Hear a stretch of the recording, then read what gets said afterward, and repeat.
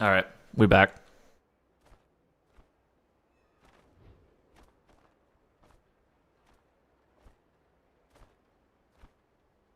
What up? What up? Hello. Ooh. Yep, you were first. Welcome to the chat.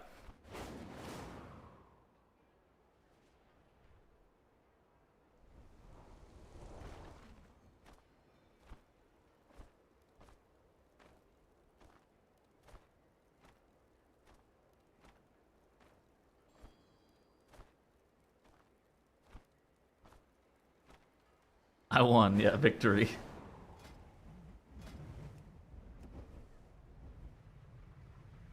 Ooh, a blinding veil.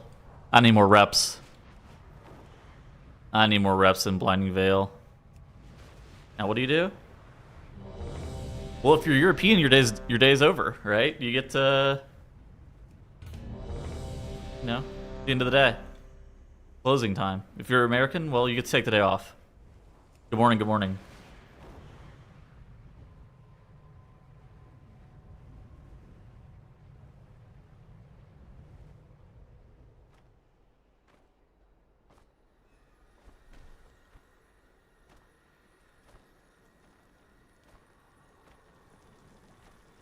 All right, a blinding veil.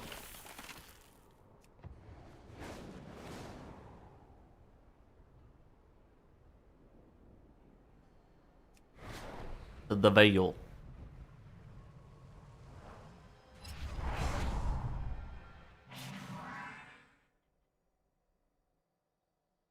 Five weeks out. Oh my gosh. Yo, what up? Good morning.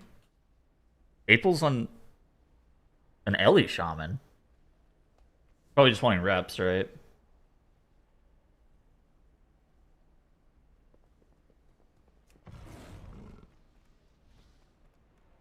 Really in a 20? Yo, good morning. Good morning. Today's a good day to have a good day. I'm feeling it. A big day is afoot.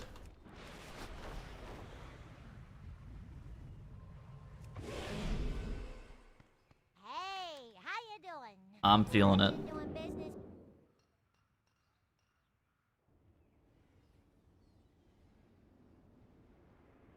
Good day for you. Well, I woke up this morning, had to go get a dehumidifier and fan. That was fine. So I've already been productive today, and now I'm gonna stream, and then yeah, that's pretty much it.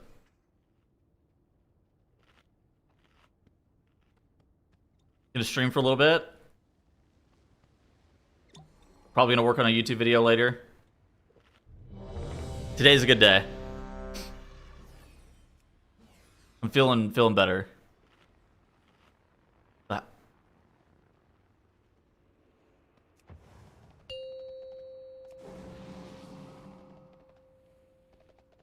Five, four, three, two. Eat stream. I didn't say that. Happy reset day. I admittedly have not logged into Four, retail or live in a bit. I need to log in and get the Omnium Folio finished before next patch at some point. Striking the most dangerous, that is best. I've been a bit lazy, let's say.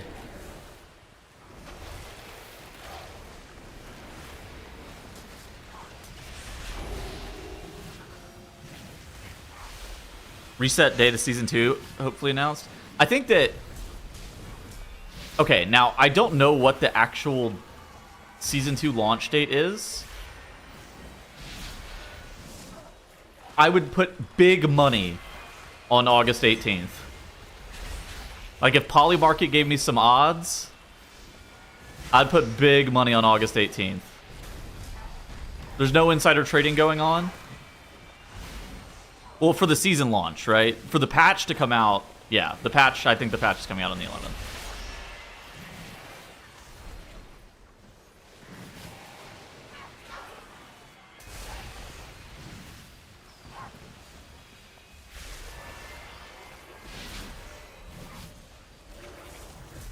First pull is actually not bad.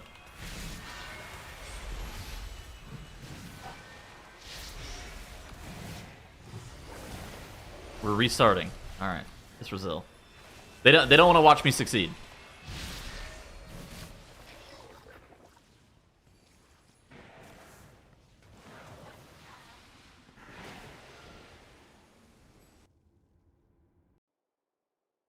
What is this? Ah.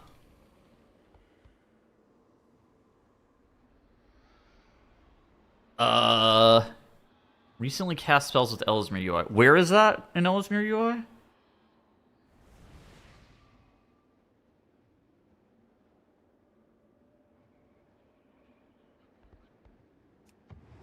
Mine's normally turned on with X-Wind, but X-Wind hasn't been fixed for this patch. What's it under with Ellesmere UI?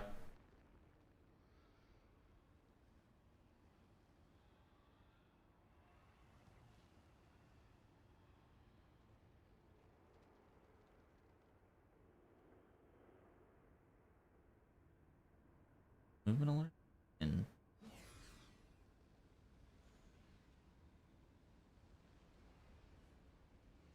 I'm gonna be honest with you as well. Most of the time, I'm just pressing fucking Starfire and Starfall, like a Chungus.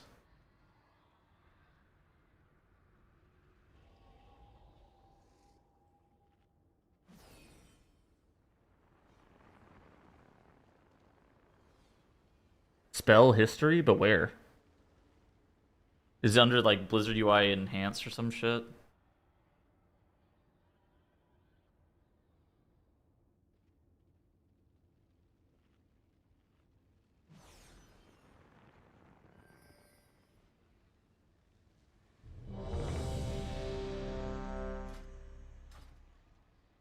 Reddles? Dude, Reddles, there's no Reddles.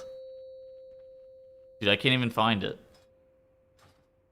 5, 4, 3, 2, 1. What do you think of the new Mythic Plus rotation compared to this season? I think season 1 of Midnight is one of the best seasons of all time in terms of the dungeons, the dungeon pool. I think it is genuinely one of, if not the best dungeon pool we've ever received. So I think by virtue of that, this season's, you know, quite likely to be a little bit worse. With that being said, I think that this dungeon pool that we have this season is pretty good. I don't think it's, like, insane or anything. But I think just in general, I think it's pretty good. I think that there's some dungeons that have really good depth. I think there's some dungeons that are really fun. I think there are some dungeons that are fairly average. But I do think that the thing that I will say about the dungeons that are average on this season is I view very few of them to be inoffensive in a way that's like, oh, this dungeon's like really bad, right? Like, I don't think King's Rest is a great dungeon for a bunch of reasons. But I don't think it's like, again, I don't think it's offensively bad. I don't think it's the Grim Battles. I don't think it's the Siege of Boraleses. I think it's like, oh, I don't really like linear dungeons. I think linear dungeons kind of suck. And so thus I don't like King's Rest. I feel like it lacks creativity. You know, I think it lacks creativity is probably my biggest issue with KR specifically. But yeah, I think the dungeon pool is pretty good. I don't think it's 3 stinkers. I think it's 5 dungeons, and I think it's 3 like very. How do I describe it? Again, inoffensive is the word that I would use. Bland, maybe? Just like fine. Like, not every dungeon is gonna be a fucking bop, right? Yeah, mid. Like mid in the literal sense, not mid in like the sense that most people use it in. Yo, good morning.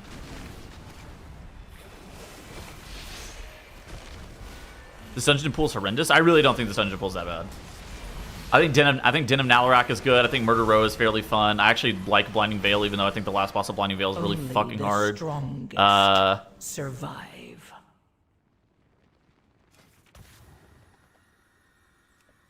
I know it wasn't like a hit whenever it was fucking announced, but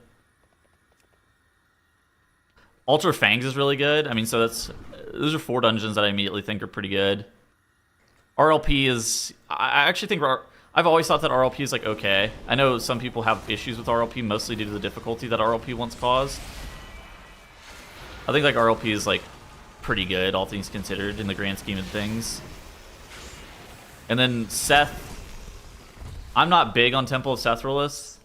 Like I think the last boss kind of sucks. I think it's like one of the worst bosses ever, but like that's like a different thing. Yeah, I don't really like the lack of routing in the other 3 dungeons. But yeah, that's pretty much it. Is King's Rest going to go back to invis pot skips again? You can literally not skip a single mob in King's Rest, otherwise you miscount. What do you think the easy one would be? Right now, the easiest dungeon, I believe, is King's Rest. Stuff in there just doesn't really do damage. I just die. Oh, I got bolted. Never mind. I deserve to die. RLP is hard, but also good. I don't think RLP is hard currently on the PTR, but yeah. I think would be sweet.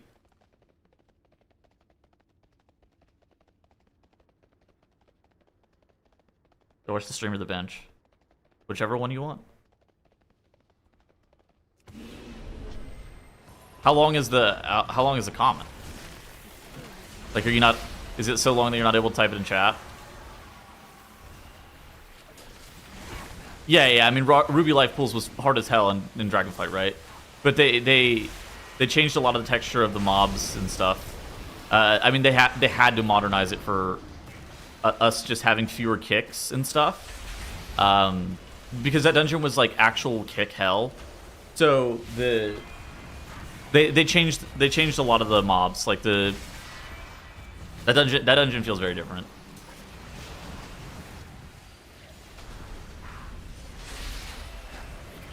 They also, I think a common trope of Mythic Plus dungeons this season is that they've reallocated a lot of count to where it's actually hard for you to skip very much.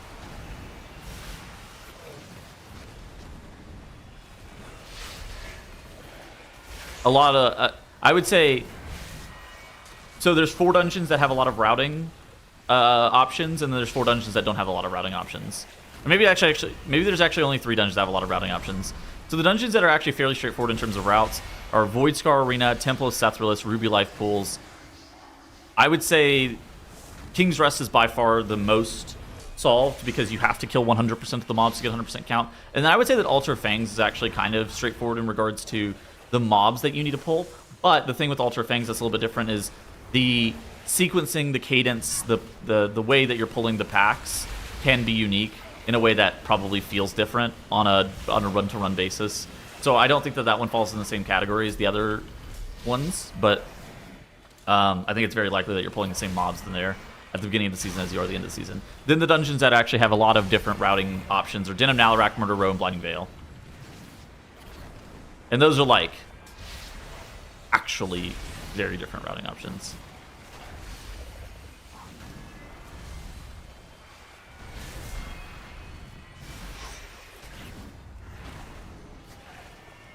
Voidscar, you can choose left and right twice. Dude, I went left in Voidscar yesterday, and we got a bug where the fucking door wouldn't open.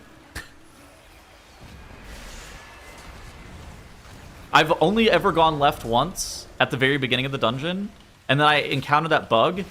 Are you actually allowed to go left? I guess is a question that I have.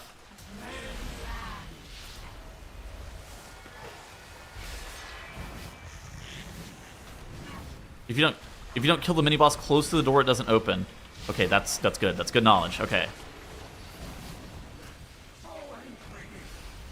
Left is doable, but it's illegal. Yeah, I mean that shit. She kept throwing down Spear of Bastion onto us, and it was like an unkillable, like, it was literally a Spear of Bastion, except you had to DPS it within an 8-second window, and if you can't kill it in time, you die. We just wiped through it over and over again. I didn't realize that you had to kill it next to the door, though. That's good knowledge. Now, that mob is egregious, so I do not go... You don't need to go over there. I've been over there. I need to try right side in Veil. I have not gone right in Veil yet.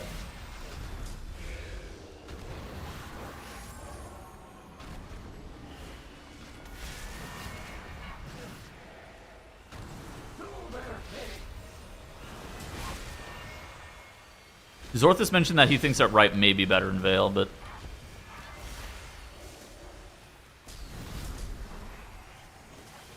Right side in Veil is not worse since they also nerfed the left side. Also just bad for Bloodlust. Ah, I got you, okay. Yeah, some of the mobs that are on the fucking... Some of the mobs that are on the left are just so hard, man. Mythic Plus matchmaking system or solo or Dookie players get matched into groups of 5, then they gain damage and healing boost similar to gaining stack and determination. This percent number will be determined based off the meta specs. Okay. I'll get my thoughts after I'm done reading this. The percent number will be based off the meta specs and average damage output of your class. Compared to meta specs damage, many factors can come and determine each class's percent, such as Ray buff CC utility. Interesting. I think...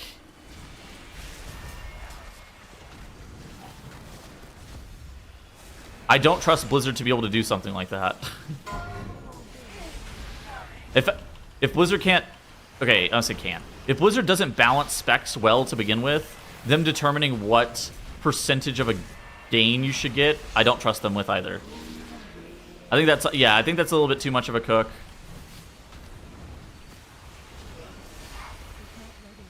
Oh my god.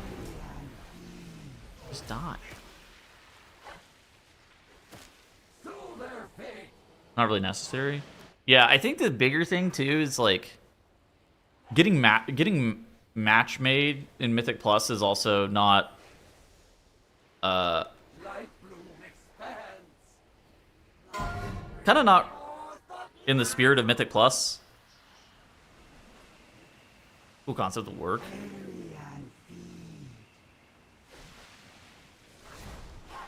I think that realistically the best thing that Blizzard could do is actually just fucking balance the specializations against one another. I mean, if that's the main goal right there, right? I think we need solo queue Mythic Plus personally. I think yeah, I made multiple videos about my thoughts on solo queue. I think realistically it's just like not something that would work too well.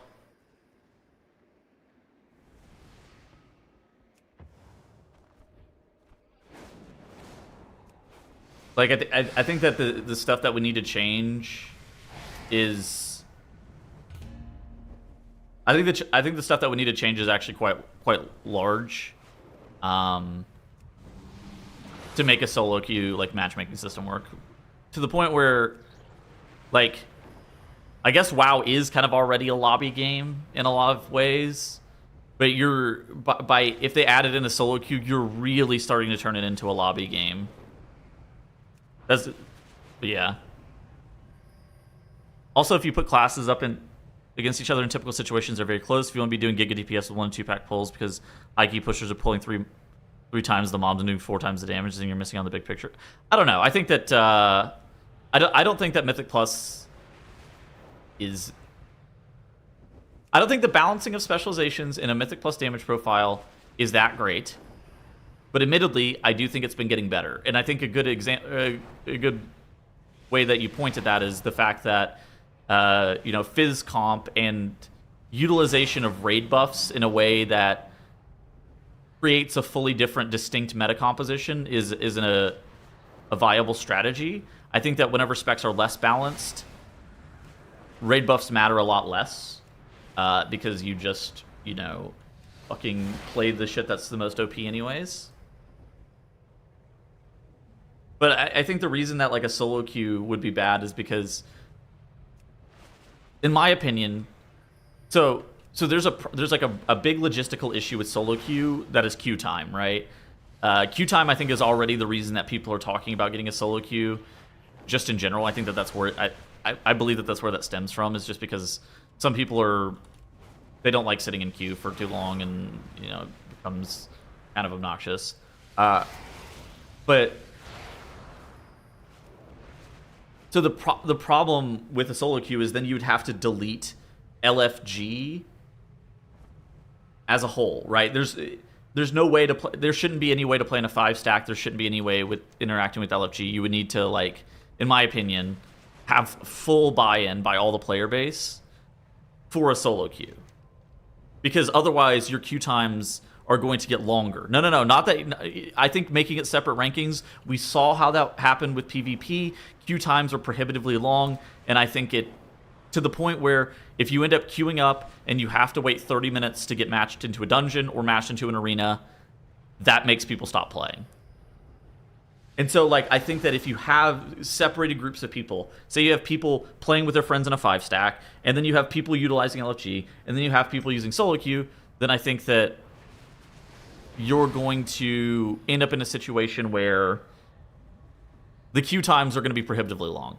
So you'd have to be bought in on the entire system, which I think that is a big point of hesitation for me, because then you're starting to remove elements of kind of what makes World of Warcrafts, if that makes any sense. Flex queue, easy fix. Okay, but you're talking about literally removing LFG entirely, and still, if you're talking about doing something with flex queue, you're removing people from the ecosystem.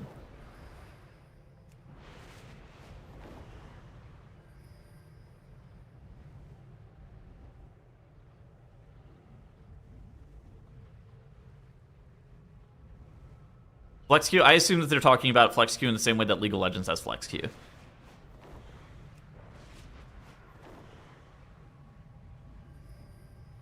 Removing LFGs and I can't play with my friends. Yeah, fuck that. Well, I mean, I think that that's... To make sure that the system would work in a way that's meaningful, it would probably have to either be like maximum of 2 people that you can play with. And I'm like, I'm kind of out, right? Like, I don't know about all that. That's just how I think of it. Because there's like this problem where queue times are going to be... if queue times are prohibitively long, then the system is fucked up and bad anyways.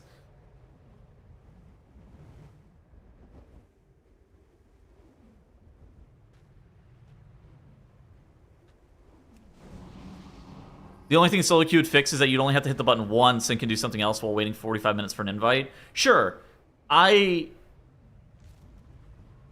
understand that sentiment, and I understand the sentiment of people get kind of upset for seeing other people skipping the line because they're higher IO and more meta, and they have a funnier name, and they're from a better realm, and they're on a better class or whatever, and their parses are better or whatever.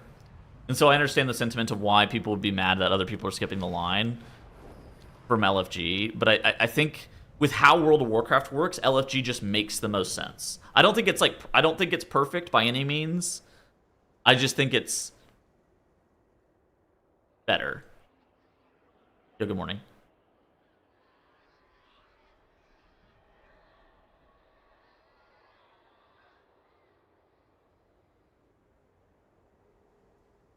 Also, none of that fixes the fact that keys can't start without tanks. League of Legends says autofill for the very reason that the system breaks down if you can't fill all the roles. Yeah, I mean, that's true.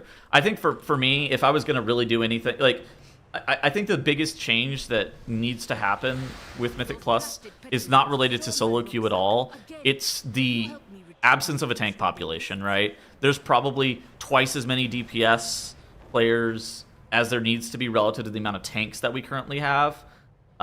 Somebody asked in chat earlier, would I rather go up to 6 or down to 4? I think going up to 6 and adding another DPS slot in the group would make more sense than going down to 4. We just do not have enough tanks. Like, we really just do not have enough tanks in the game. So, like, if somehow Blizzard could get more people to play tank, we're back. Resilient was also supposed to lower gatekeeping, but people hate it because people just started selling it and brute forcing, so I don't know if anything will ever work. I mean, that's actually a good point. It really was actually intended to try to halt gatekeeping and allowing you to take a chance on more people, but in reality, what has happened with Resilient is, like,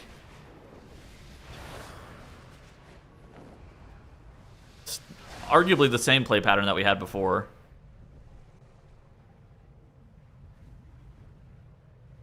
It's so weird that they just don't overbuff tanks to feel more powerful to play. Look, I'm down for the... I would be genuinely down for them to try anything. Like, if anything gets more people playing tank, I think that we are in a better spot.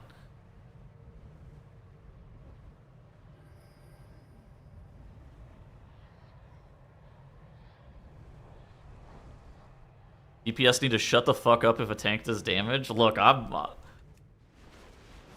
I think that as long as it's consistent, right? Like, I think the thing about tanks doing damage is a lot of the times it's really inconsistent when a tank is doing damage. And so, like, if every tank did damage, you would feel less bad about it than, oh, this random prot paladin worked my ass in a key. I fucking hate Tettles being happy. What a dickhead. Yeah, I think Fuck the you, sub. Tettles. Fragile DPS ego can't handle it. That's likely true, yeah.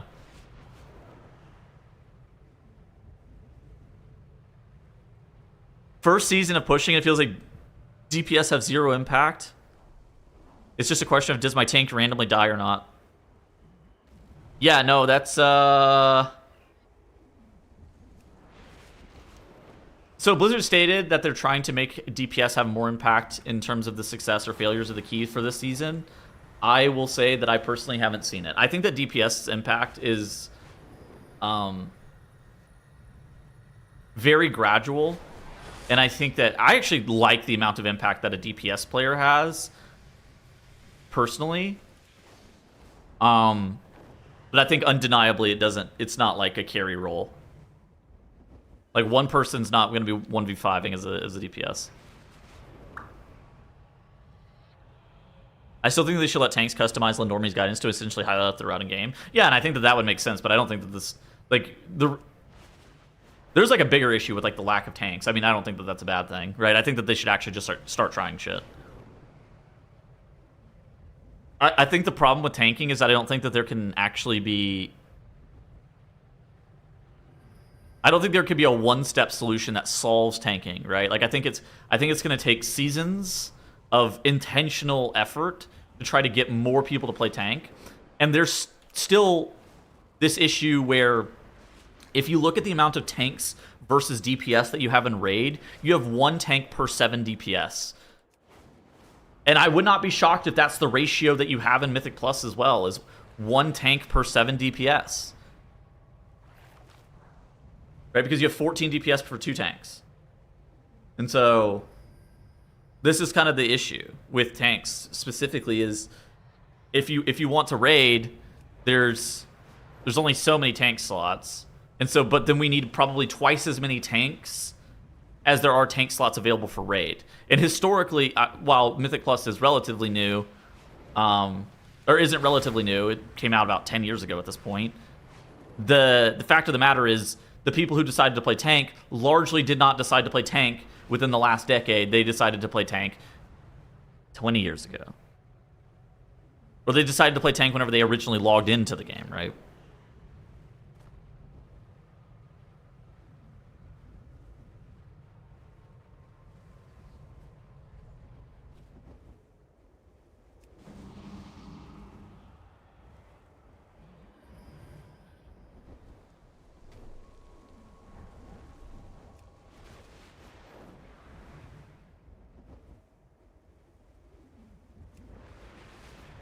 Yeah, I mean, I don't think solo queue is the fix. I mean, circling back to the original comment, I don't think solo queue is the fix. I think that giving us more tanks is the fix. Because if there are more people playing tank, then there are more dungeons being run, and there are less people that can be super, super selective. Obviously, some people are going to still be selective, especially whenever they're pushing the highest level of content. That's always going to happen. The hardest level of content, people are just going to be selective. If you have more tanks, though, there's going to be more groups being ran. There's going to be more opportunities to join groups that are of a level that you're trying to do. And then it's kind of a problem that I think solves itself a little bit. Yeah, the solution, in my opinion, is not a menu that you don't interact with, that you get auto match made into a group with 4 NPCs.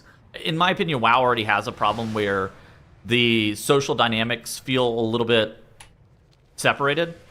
Like,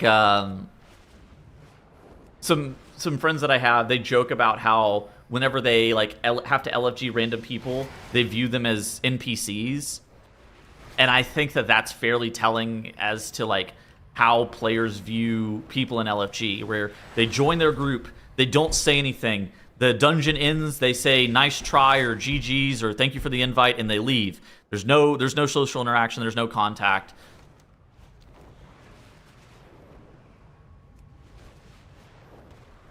And it's like, and I don't think that the solution is to make the game less social. Because I think the game is best served whenever it's people socializing.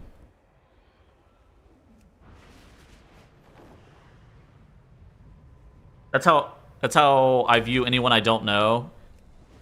Can't get pissed off or offended at people that don't exist. I mean, like, yeah, but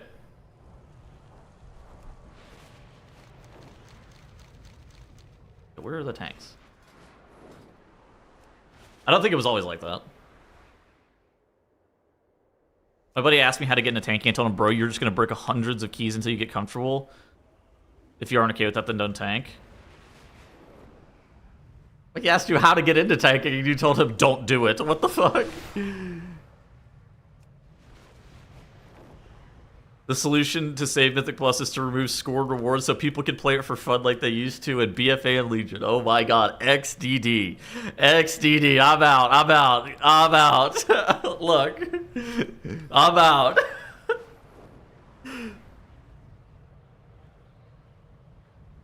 Heckle's out of retirement? No, that guy's gone.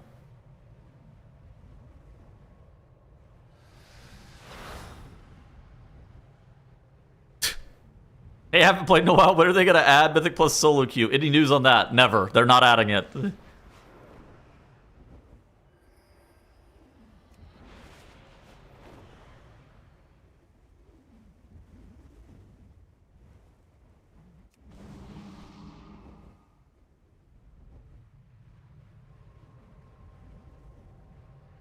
What's going on Russian WoW?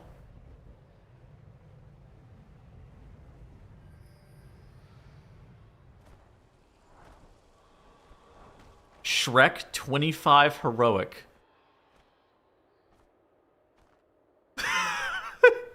What am I looking at? This is the last Titan end boss. Dude, what am I fucking looking at? Yeah, I think that's just raw face.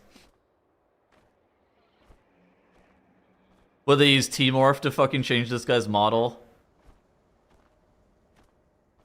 This guy's UI is insane, by the way.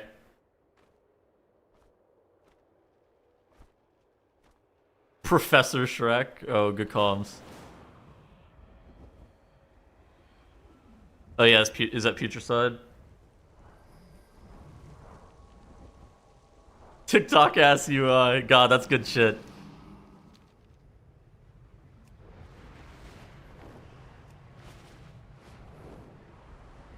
Oh, maybe it is raw face.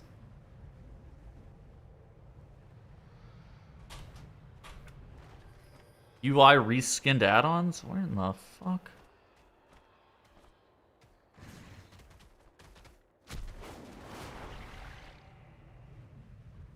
Oh, it's under the damage meter?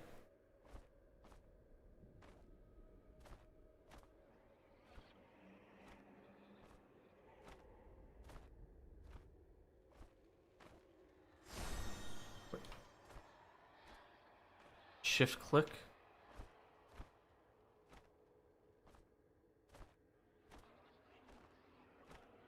Max icons. There you go.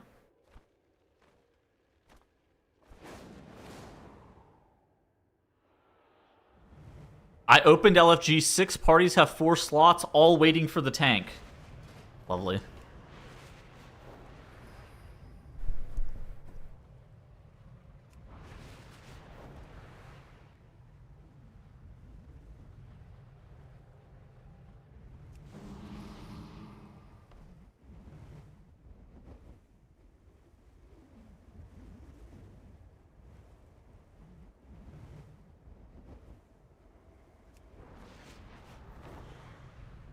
Class design bias? I mean, that's 100. I mean, that's just real shit. Yeah, people. It's one of those things that, like, having really passionate, dedicated theory crafting and people posting a bunch of feedback and a lot of people playing the specialization goes a long way in terms of Blizzard seeing the problems that a specialization is having and then also beginning to tackle it, right? But I do think there can be a little bit of a spiral out of control where especially with something like Rogue, right, where Rogue has not gotten much development time in such a long time at this point, where then it's just like, do people not play it because it didn't receive development time, and did people re-roll off of it because it didn't receive development time, or did it not receive development time because people re-rolled off of it? Kind of tough. I mean, Monk is bad. Monk is really bad too. Mistweaver is like uniquely positioned in the Monk class. Like historically, Monk has received the least amount of development, and like nobody plays Monk. And as of recent, Mistweaver specifically started getting a lot of changes, which I think just kind of proves that you can proc somebody who's passionate about your specialization that works at Blizzard. You just gotta proc a little bit.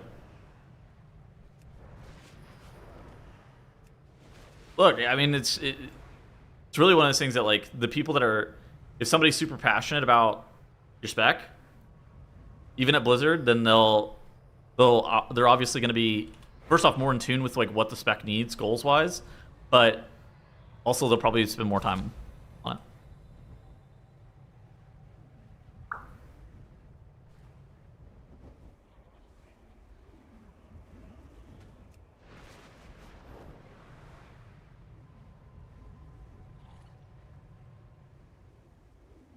Social interaction is a cope, and classic people still don't socialize as much as they did back in the day.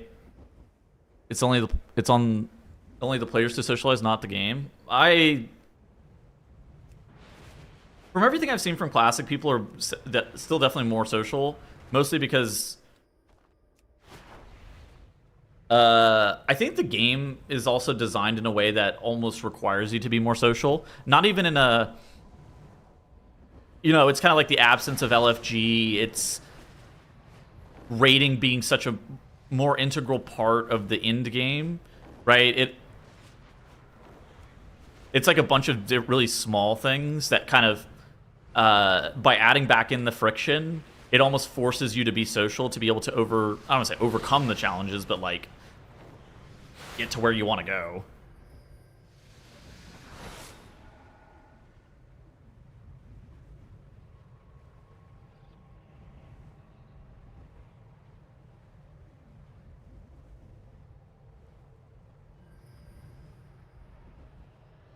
It's because Wrath destroyed WoW. Look, I mean, Wrath was the beginning of the modern era of World of Warcraft, I would say. I mean, obviously, I think that, Wrath was WoW 2, Mop was WoW 3, Legion was WoW 4, Dragonflight was WoW 5, and now we're still in WoW 5.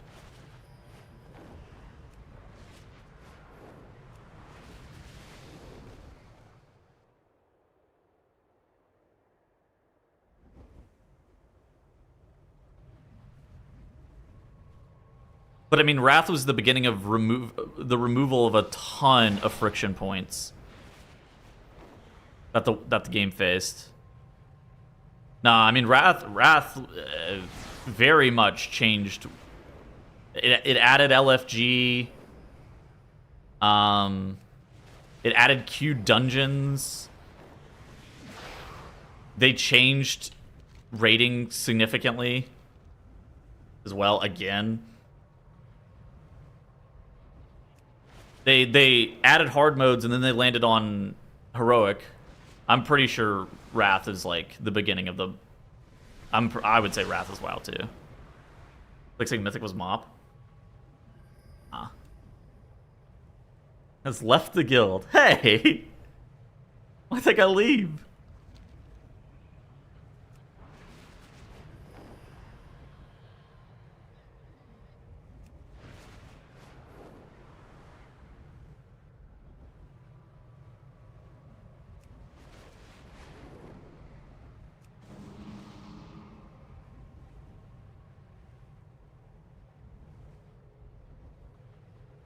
Yeah. Yeah, no, I think so. I think socially people are different. Could be due to 100 different reasons, right? Could be just due to how people play video games in 2026. I think COVID also did some crazy shit to the human condition, just like on the way people socialize with one another kind of level, which is like even beginning to unpack that is like an insane conversation. But like people are averse to trying to socialize in WoW. Right now, people are only trying to socialize with people that they already know or their friends, and people are unwilling to put themselves out there to try to make new friends. You restricted to your server when they changed that when the game largely changed, yeah. I think Wrath was a big turning point for the game, and I think Mop was also a big turning point for the game.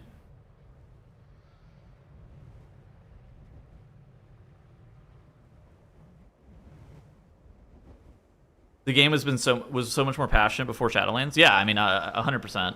I think that also there's like this. Oh, fuck, I fucking hate this shit. There's kind of this thing where it's uncool in pop culture to care about things that you like, and I, for the life of me, just do not understand it. Right? Things that I care about, I am so passionate about, and I care about them a ton. And then the nonchalance being popular is just so goddamn boring, man.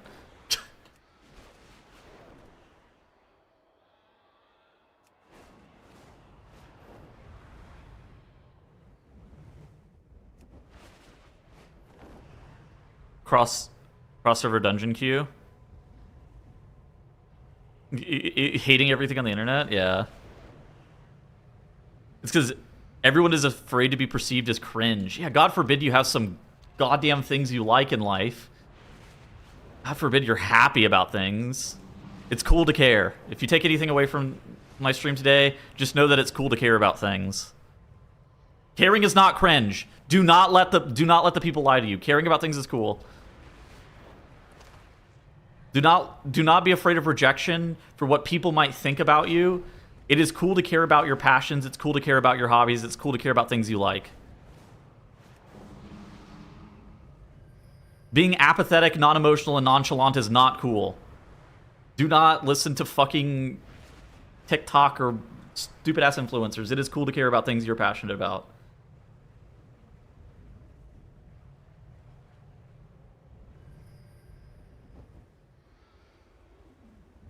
The people I get on least with in my guild are the people that shit on the game constantly. Shindig deleted this YouTube video, but his one of a YouTube video that he made, he talked about that exact problem, where the people that he was playing with continue to shit on the game, and he does not want to hang out with people like that, it sounded like, where he is still very motivated, very passionate, and enjoys the game, and he just, you know, hanging out with people who just constantly shit on the game as like a hobby almost is... Sometimes that shit becomes insanely draining. Where are the tanks?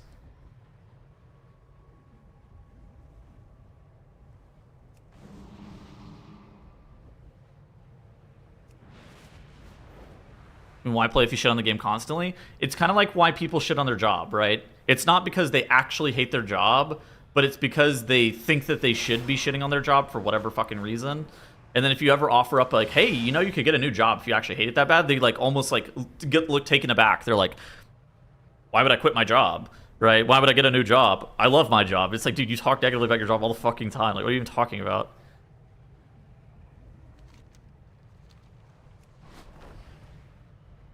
You log in? Dude, I'm not logging in. Get a new job in this market? In this market? Yeah, it's cool to care about things. It's cool to care about your hobbies.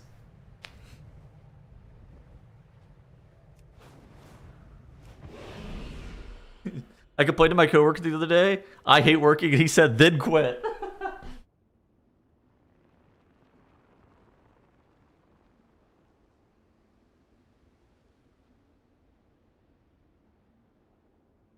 Sorry, I wasn't actually complaining and looking for advice. I was just bitching.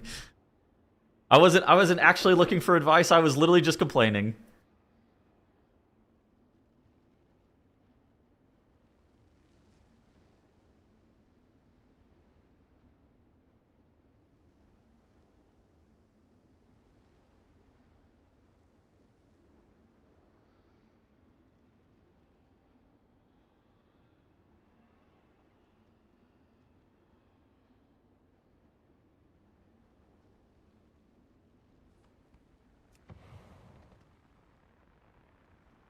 Day 9 was talking about this phenomenon just last night about how people would think he hated a game because he would spend 15 minutes critiquing it, but then he would call it a 9 out of 5 out of 10, and then the 15 minutes was just explaining that 0.5. Yeah, there's kind of a phenomenon as well, especially with like entertainment and media, where if you go into like it's typically discussed with like movies, right? If you go into a movie with the mindset of like I'm a critic, I'm trying to rate this on a scale from 1 to 10, I'm going to be critiquing things, then you actually you significantly less enjoy the experience a lot less than if you just go into the movie with like a blank mind and are just there with the intention of enjoying it, as opposed to the intention of trying to critique everything. And I think that I've been trying to I try to be more intentional about just enjoying things, and like very intentional about not trying to sit there and critique them.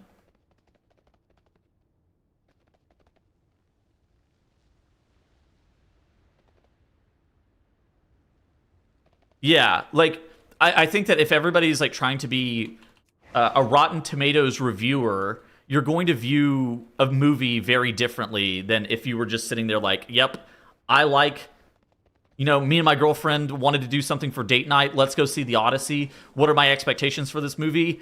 No expectations. My only expectations are that we were going to have a good date night, right?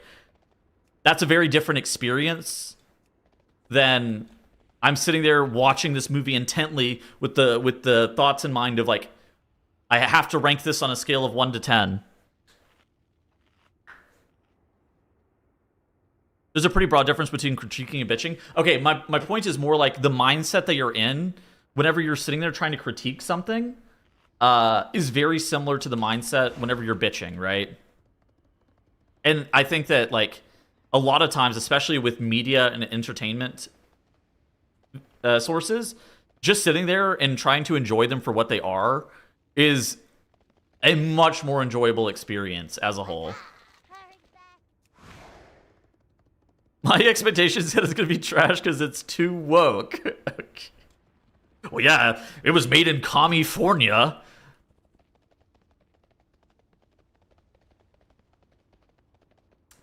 Goddamn Gavin Newsom.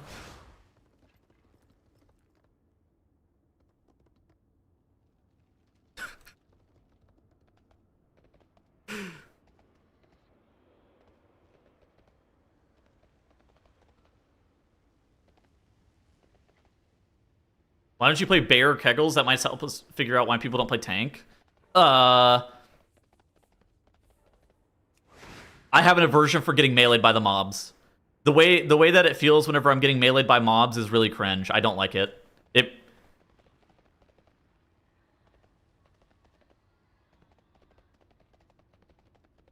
It might sound fucking insane, but that's the real reason. Like I don't like the concept of getting meleeed by mobs. It's not very fun.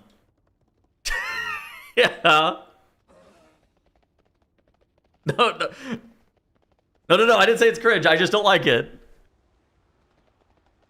I just don't like tanking. It's not very. I don't find it very fun.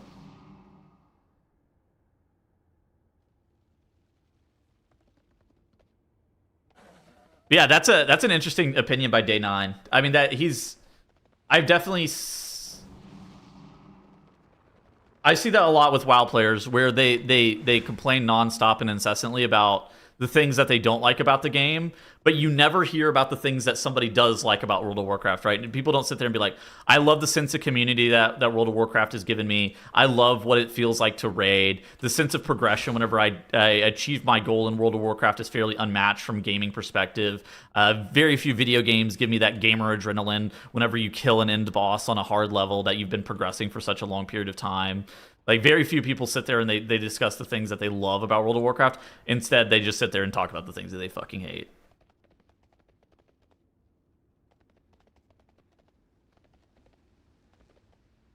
Glazing. You fucking... But yeah, no, I was thinking about this the other day. I think I'm going to make a video at some point after I'm a little bit less busy with, like, the race and BlizzCon and stuff about... I think the working title of the video is 10 years of World of Warcraft, where I talk about my experiences over the last 10 years. And it's going to be probably a much more positively angled video. You reckon Season 2 is going to be easier or hard time for healer? Probably about the same. Probably about the same as it has been. Yeah. So do you not like fixate mechanics? No. I don't like delves for the same reason. Getting meleeed makes me, I don't know. Something about getting meleeed makes me just like insanely uncomfortable at any point. I feel like it's just wrong. Like I understand, like even when I played tank, it was like fine, but I found the gameplay loop surrounding tank to not be that particularly fun. But I think from like a why don't I like tanking level, it's more just like very basic. I don't like getting meleeed by mobs. Professional experiences and why I like being a commentator. Oh god, I mean, yeah, I probably should, huh? I didn't even really consider it like that, but yeah, I probably should.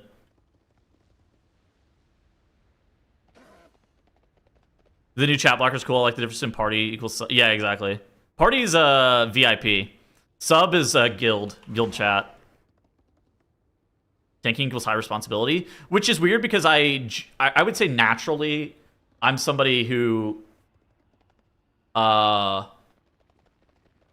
you know, whenever I was ever in school with class projects or just in life in general, I would describe myself as a little bit more of a natural leader. So like, and even in Mythic Plus, like there's like I'll do a lot of shot calling or discussion about like what should be happening. So I think in that way, I'm a bit more of a natural leader, but like there's something about tanking specifically I'm just like out on. You gravitate towards Moonkin / August. Story doesn't add up. I don't know. Look, I just like playing them. I feel like it's fun. That's pretty much it. Like that's why I like Moonkin and Og. Fun.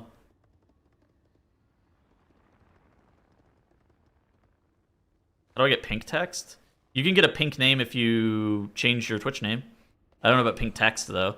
Like I don't have anything for like /E and then you do like fucking type in a different color.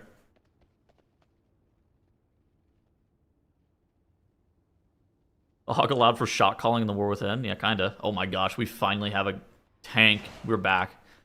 We are so back.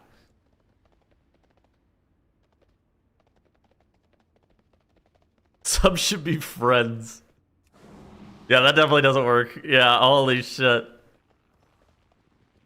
That would be crazy. Tanking responsibility is slightly different. Yeah.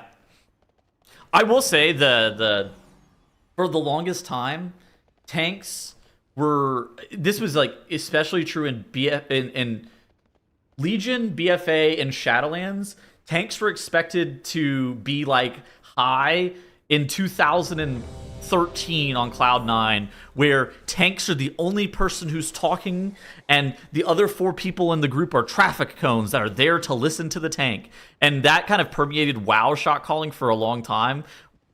For those, eventually the mindset started to shift among coordinated groups, where it was like, dude, this is not the way that you're supposed to be coordinating groups. But for the longest time, every group would view 4, like 3, 2, 1. Your tank is supposed to be communicating for all 5 players in the group, which was that was bad. 4, 3. Until that one guy said he was going non-verbal. What a hero! That guy is the quintessential 1v9er in terms of like communicating in his groups.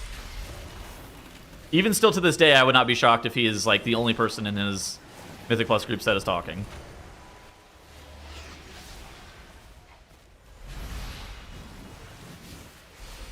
Nerf in particular, I think has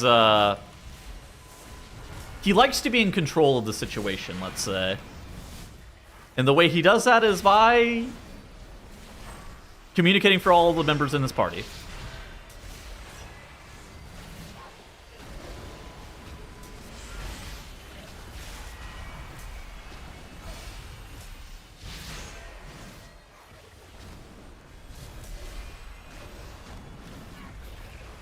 In a lot of keys, they still think that. Yeah, I mean, that is definitely the worst way of playing.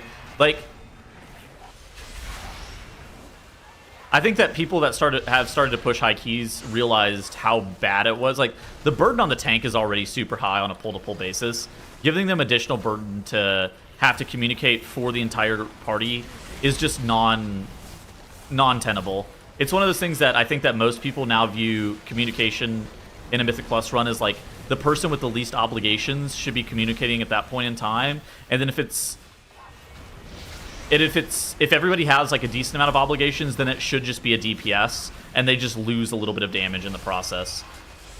Because by communicating on behalf of other people, you're of course going to be, your tension's going to be mixed, and you're going to be doing less damage as a DPS, but as it turns out, that's better than your fucking tank having to pay attention to what other people are doing and opening up the opportunity for them to die. You would rather you yourself lose like 10% damage as opposed to your tank ever have a death that could have been prevented by you speaking on their behalf.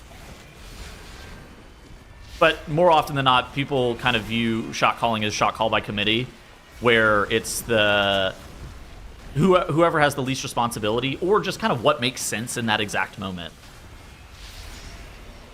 Like, there's a lot of bosses where I don't really want to fucking call kicks, just because I'm sitting there trying to not pay attention to what's going on with interrupts.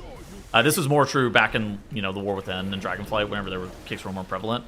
But there's a lot of bosses where I'm just like sitting there like, I don't really want to call kicks. Can the tank please do it? Because more often than not on a boss, there's not like a lot going on. But if it's like necessary, that it's necessary. I would either, like, you're gonna need somebody to kind of take up the mantle there. Are retail players hyped for BlizzCon? Oh yeah, I think everybody's kind of hyped for BlizzCon. I think BlizzCon's kind of one of those things that World of Warcraft players just fucking love BlizzCon because it's such a special event. While it is called BlizzCon and there's a bunch of other games, especially if you ever go, BlizzCon is very much like a World of Warcraft convention. BlizzCon's always hype. I'm stoked. I fucking love BlizzCon. I think a lot of retail players as well are kind of interested in seeing what they're going to do with Classic Plus, because depending on what's actually going to go on with Classic Plus, I've seen more and more people on retail as well starting to play multiple versions of World of Warcraft. You know, jumping into hardcore, jumping into the classics, jumping into TBC Anniversary, whatever the fuck it is, right? And so I think that like more and more people are playing mini versions of the game, not just one or the other. Imagine going to BlizzCon for Diablo. Yeah, no, it's definitely like a WoW convention. Classic Plus streamer confirmed. Oh my god, I'm gonna play. If Classic Plus is real, I'll play it. I'm gonna give it an honest attempt.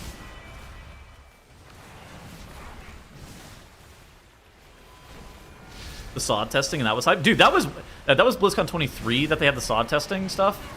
That was insane because they were announcing all the stuff for Midnight, and they're like, in Classic, we haven't forgot about you either. On the BlizzCon floor, we're gonna have testing for Season of Discovery, and Season of Discovery also comes out next week. And I was like, what the fuck? What do you mean next week? that was crazy. They're like, yeah, next week you get Season of Discovery. I was like, what?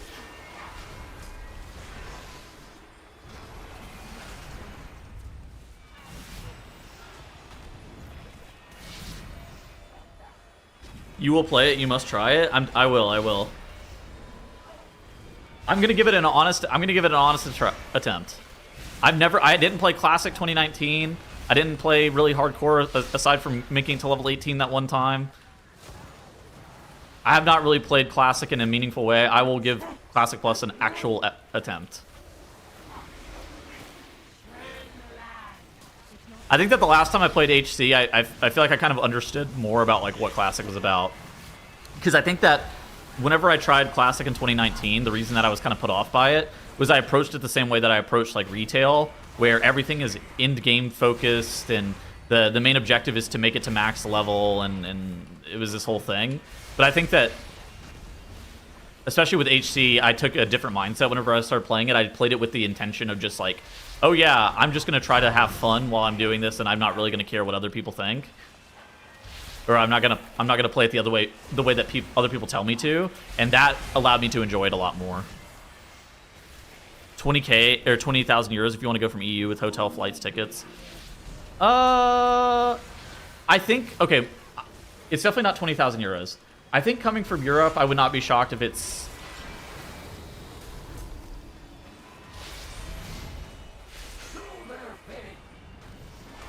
$3,000?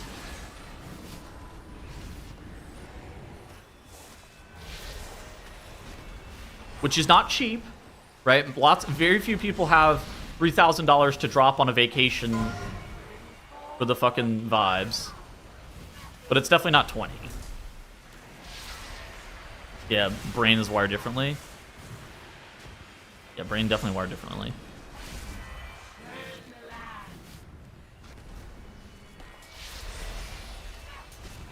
The SOD testing line was so long. Yeah, the SOD line was insanely long, and the Darkman Fair is always fucking insane.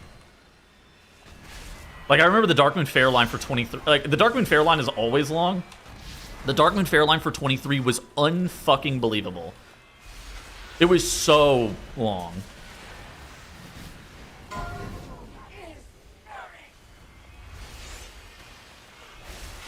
If it gets the same success that OSRS gets, dude, that'd be sick. Dude, I just want WoW to succeed. I fucking love World of Warcraft. This game rules. For me, it's like, I see the Classic Plus, and I'm just like, I hope I enjoy it. Like, hopefully I find it fun. But yeah, I'll be at BlizzCon. If anybody sees me there, say hello, introduce yourself. I love meeting people at BlizzCon.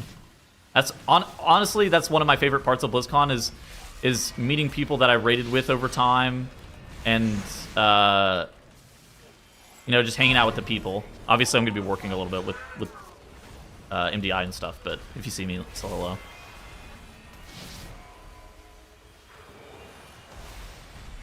No, the CDM has actually been perfect since the last update. I don't know what they did to fix it, but they saved it. No longer lagging, no longer showing incorrect buffs. At least from anything that I've seen. Like, previously, it was, like, insanely noticeable whenever it was just lying to me. I have not noticed anything. It's a glomping. OSRS has devs that care in fight management. I'm not sure if Blizzard devs have the same opportunity. I will say that every single person that I've ever met that works at Blizzard is the most passionate motherfucker about World of Warcraft. You know, I'll give them shit. They are the most passionate motherfuckers I have ever met. Oh my gosh. Thank you for the sub. Doug's gonna be... The Doug Treat Fund is on the up. 4 out of 20. Look, they're so passionate that they're willing to get fired over helping somebody do a 23. Is that not peak passion? I've died. Wish you would last No, but like, a little longer. On the real, being a video game developer is like a combination of, you have to be really good at computer science, and you have to be so creatively focused and creatively minded to the point, and it has to be about specific stuff. Very few people who work on World of Warcraft or work for Blizzard have not played the game. So many of them have played the game for 15, 10, 20 years, depending. Like almost everybody I've ever met that works on the WoW team plays the game actively and has played the game for an extremely long time. And the reason that they all work at Blizzard is because they love World of Warcraft. Very few people, like, I don't say very few, every single person I met from Blizzard is, like, insanely passionate about the game. So the line about they have to be willing to go to bat for the players and fight management, I don't think they're willing to do that. I could not disagree with more. At the end of the day, the people that work on the game genuinely want it to be the best they can be. Now, sometimes, you know, I think the direction from upper management may not be the best towards the people that work on the game. I will admit. Sometimes the direction from leadership may not be the best. But being like, oh yes, the people that work on the game aren't willing to go to bat to try to make the game the best game possible, I cannot disagree with more. Yeah, Dejayosai, that guy, I've never met somebody more passionate about World of Warcraft than him.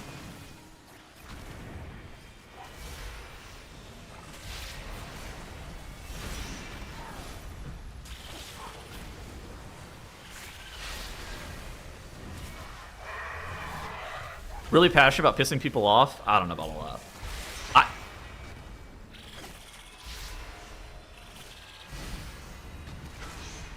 Yeah, the people that work on WoW are insanely passionate. And then if you look at the wages that Blizzard pays their employees, I'm sure that most people in chat at some point was like, you know what, I would love to work on World of Warcraft. I'm sure that that's like a very common like thought that you have at some point in your life. If you look at the wages that the people that Blizzard is paying for people to live in Irvine, California, let me just say, nobody working on Blizzard is getting independently, or nobody working on World of Warcraft is getting independently wealthy. Holy fucking shit. Like, let me tell you that working on World of Warcraft, you have to be passionate as fuck about the game.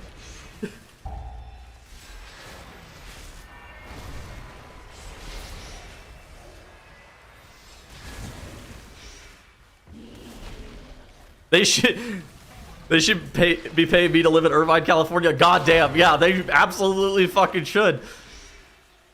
That city, like LA, the greater LA area is so expensive to begin with. Like, yeah, like on the real, I mean, what's really smiting a couple of mobs a year? That guy had to live in California.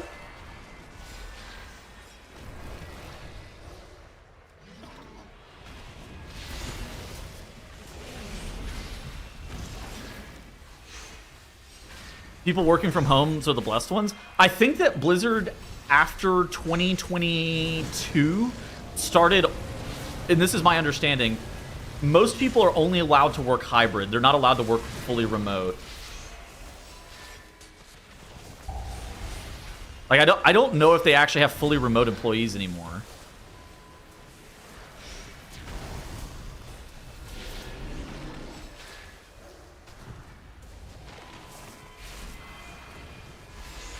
Fully remote is very limited from what I hear. Yeah,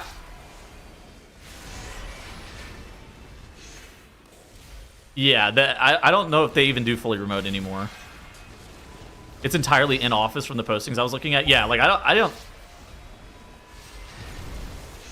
don't even think they do. I think they do like I think they do hybrid work, and then I think they do like where from my understanding it's in office 3 days a week or 2 days a week. Monday and Friday at home, Tuesday through Thursday in the office. Yeah, okay, that's the kind of the workflow that I've heard from them as well. Wasn't necessary.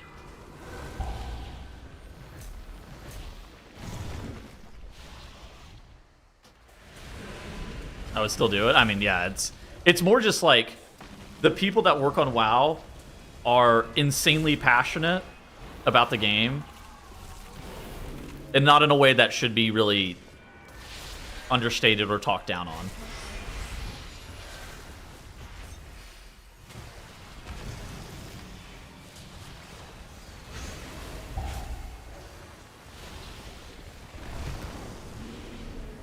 I'm dead.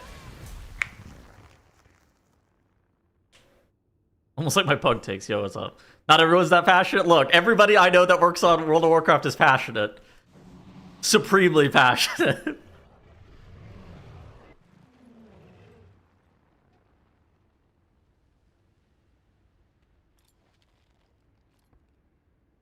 But not the kind they want. Yeah, well, I mean, it's kind of interesting because to work on World of Warcraft, especially from like a developer role, you have to have like an insane combination of computer science, but also you have to be an insane creative. Like you can't just, it's not like most other software development fields where you're just, yeah, passion does not equal good work. Yeah.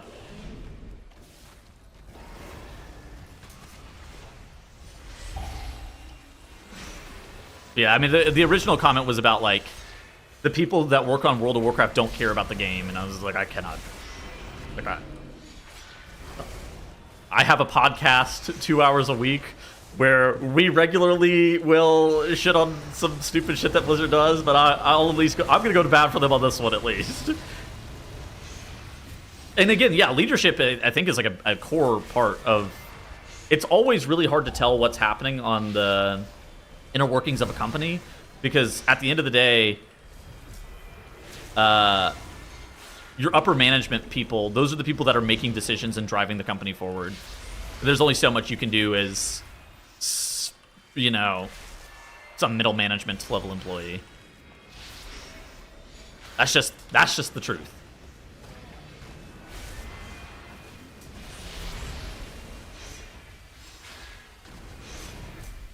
What prompted this conversation? Oh, we were talking about Classic Plus. And about how we hope that Classic Plus gets turned into something like what Jagex does with OSRS.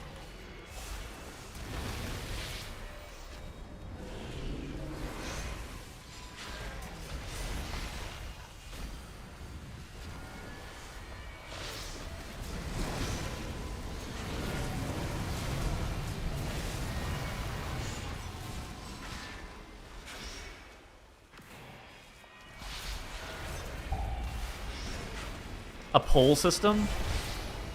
Yeah, well, might be a controversial opinion. I don't actually think a poll system is really that good.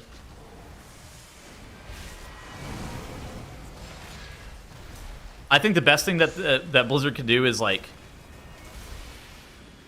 come up with the best ideas on their own, right? Like, yeah, exactly. The average player is not someone you want to listen to. There's a reason that we don't work for Blizzard.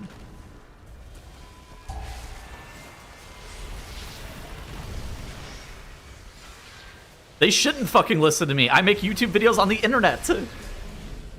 Like, I can give them feedback, but they, you know, they shouldn't. I don't want them to poll my opinion.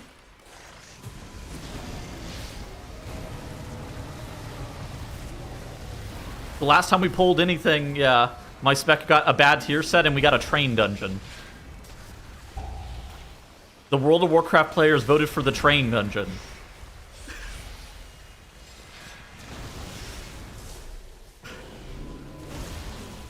And we also got the greatest hits, such as some idiot here, some stupid streamer voted for Dawnbreaker to come back. And somehow we got that fuck-ass dungeon too. I can't be responsible for voting for anything.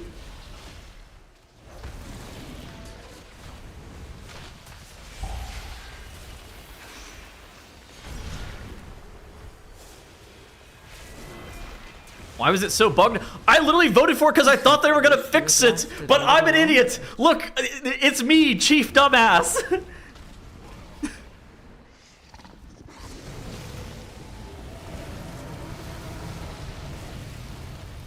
I assumed they fixed it. Look, I made a bad assumption, all right? Look, that was my bad. That was my bad. I'll take the blame. Like, I voted for it, but like...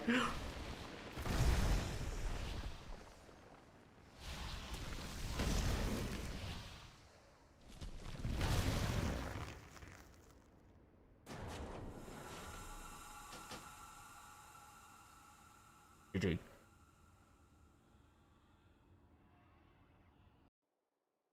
Yeah, I mean, I liked Dawnbreaker. I thought it was nice. It was wide open. You could fly around places. I thought it did dragon riding really well inside of a dungeon. And then, for some reason, that big-ass boat was a buggy mess. That was... Look, really, really... A really cool design dungeon. Maybe not the best in terms of like technical level. Flying around on air, like, yeah, thematically that dungeon is fucking sick. I'll stand by that. I thought it was cool. Maybe not from like a bug perspective. Yeah, I fell through the boat. I'm dead. Like, just like, I can't dragon ride. It was my acid rain's not hitting the boss. I can't do any damage. Like, yeah. Look, that boss was good. Or that dungeon was cool. Maybe not my best work in terms of voting. Teammate kicking the boss when we were doing a trash pack. That was unrelated. But there was also this fuck-ass mobs that put necrotic on my tank. Those were cringe. If they didn't put necrotic on my tank, then they actually charged them with a magic damage tank buster, because that was also a cool.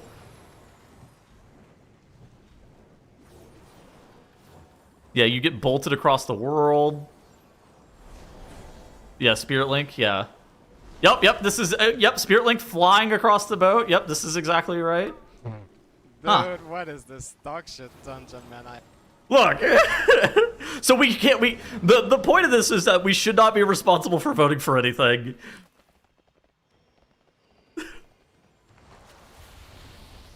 The best thing that Blizzard can do is take feedback from players and iterate it on a way that makes the game really enjoyable. Like, I don't think that they need to poll the player base. Because mostly I think that polling the player base leads to probably more mistakes than it does, like, cool stuff.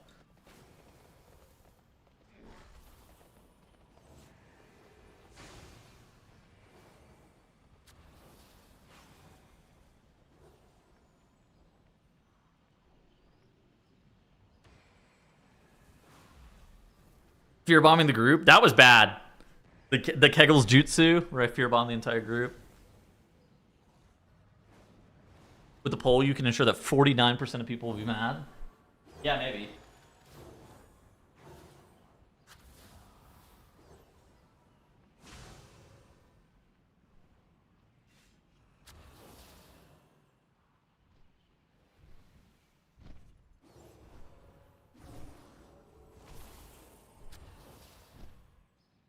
Off the boat? Yeah, you couldn't shadow step either. Because you get sent off the boat. Doug. Look at this. Look at this sucker. Big Doug. Howdy.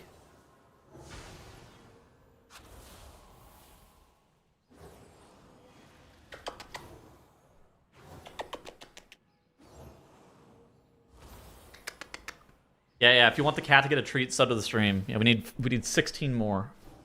And the cat gets a treat. Let me tell you, this cat likes treats. Here, I'll zoom out the camera. That way you guys can see him. Perching. Hey, buddy. Hey, buddy. Give me a kiss. I love you, Doug.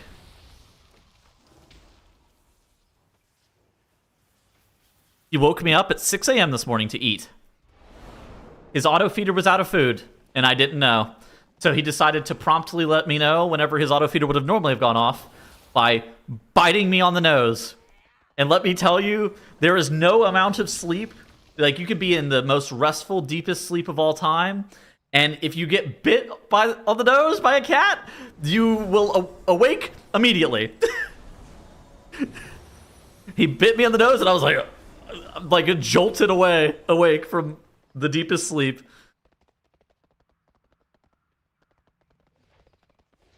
Yeah, so yes, he woke me up. He's definitely not starving, but he could use a treat.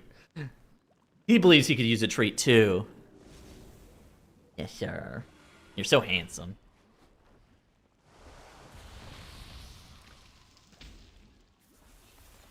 A coyote ate his cat. Oh my god. Give him the Temptations tubes. What's that brand? Churu. The Churu tube, yeah. Doug is a big boy. Yeah, let me see how much he weighs. Let me check. I could guess, but...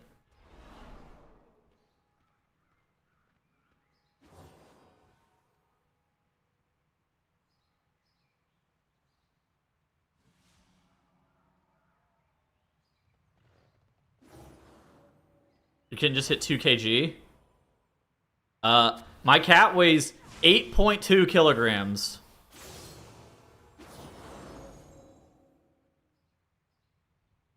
£18 pounds. That's a big boy. That's a big boy. That's a snapper. Big pats. Big pats. What about in real numbers? 18 pounds. Yes, sir. Yes, you are. You're such a good boy. Lord, he's coming. Oh, Lord, he coming. Good boy. How old is Doug? He is 1 year and 2 months. Almost 1 year and 3 months.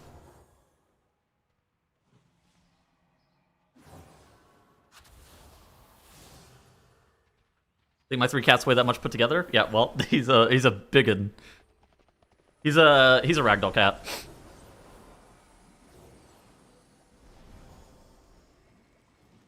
Boss chunk territory? Yeah, look.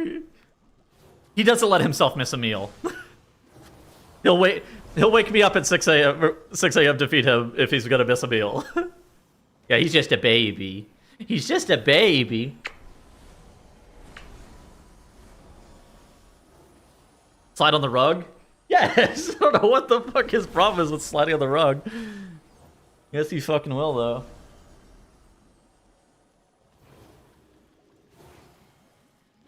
Yeah, I have an apex predator living in my house. He's so calm for a 1-year-old cat? Yeah, he is. He's such a sweetheart. He likes to talk to me, too. This is towards making Fucking him hate fat. Tattles being happy. He's What not a gonna be dickhead. fat. He's perfectly Fucking sized. Oh my god, Doug. They're subbing for your treat fund. We're 15 subs away. Good boy. You're such a good boy.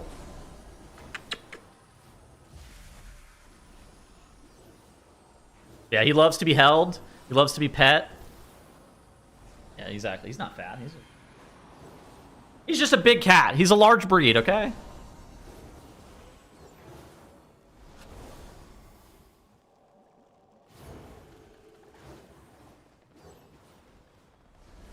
May I see your gear? Yeah, sure. Your cat sounds like a dog. No, I don't take him on walks. Although, you guys want to see something? He may try to get out the window. In like, not in like a...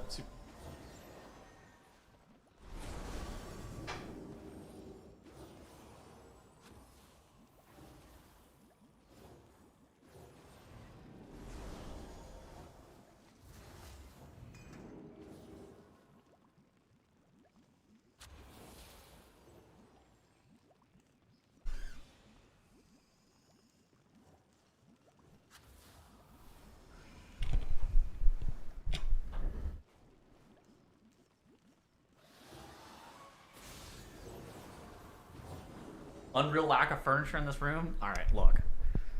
Yes, my house is underfurnished. I know. I don't like stuff.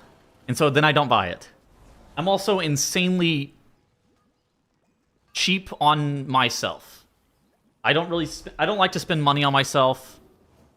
It's just how it is. I don't like to buy shit. I also have an unrelenting fear of like what happens whenever I'm no longer a streamer, and so then I try to save as much money as humanly possible, and I don't like to spend money on excess stuff because of this creeping worry about like what happens if I'm no longer a streamer. And so then I don't spend money on stuff.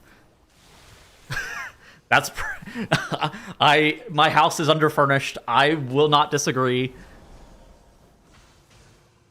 That's just, I dump all of my excess into the S&P 500 and save every fucking dollar I can, more than you're supposed to save. I think that most people are supposed to save something like 25% of their take-home pay. I save probably closer to like 35. Because I'm fucking crazy.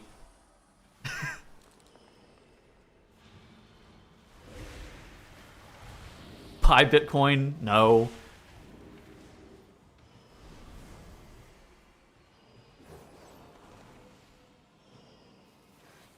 Have you ever thought about WoW just stopping at some point? You want to know something fucking hilarious? So my girlfriend's father plays World of Warcraft. And whenever I first met her parents, one of the first questions he asked me was that, he goes, so what happens if WoW just up and stops tomorrow? And I was just like, are you fucking kidding me? I fucking hate Tattles being happy. I didn't say it back. I was like, what? It stunned me. I was just like, what? It's like, I I sat there and I was like, oh my god, he's asking me the question under the premise of like, how would you take care of my daughter? But to me, it was more just like, dude, I don't know. I'm gonna be in shambles if WoW up and stops tomorrow. It's my job.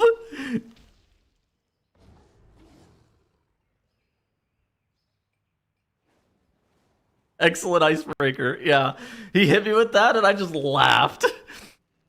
Oh my gosh, Bodak G, thank you for the sub. Tell him his doctor's a daughter that she'll be fine. No, that's not the right answer. I know what the wrong answer is, and it is that. Nope, Your Honor, I will not be saying that. Under advice of my lawyers, they were fucking wrong. Oh my gosh, hello now. That would be a house husband. No. I will... I know that is the wrong answer. Now, have you heard anything about EX Boss? I saw in his Discord that he's put an announcement that it was going to be updated. Let me see. PTR is expected in late July. Not sure. Okay. We're in the middle of a major rework. Also, we've recently been noticing another add-on copying our interrupt tracking code. We're busy with development and don't want to spend time arguing about it, but we believe this kind of behavior doesn't go unnoticed by users. Beast. What a beast.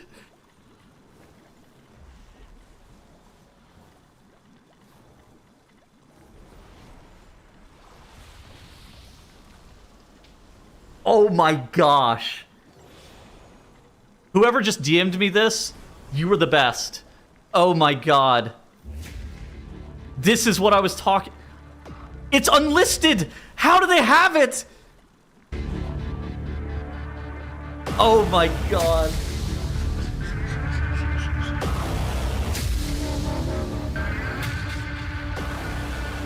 It's the best kill video of all time.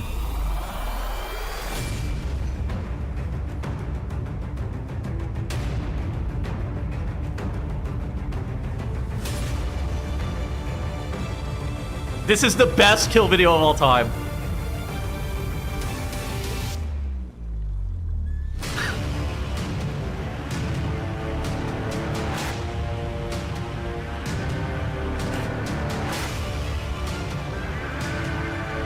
For context, this is the 5th boss of like a 9-boss raid.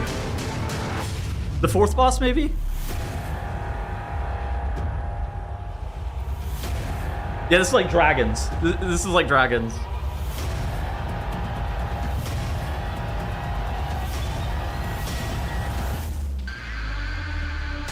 Oh my god, look at Dryny. Dryny's in the raid.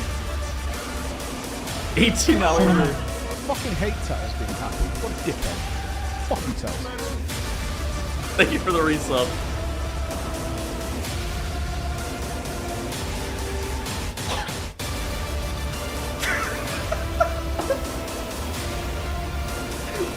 God, this kill video is so good. That was just the intro. That was just the intro of the kill video.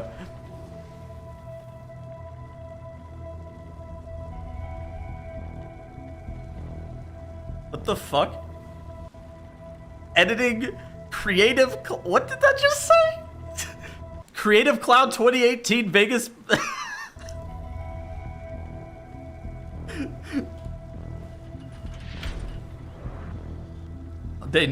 we need a kill video like this.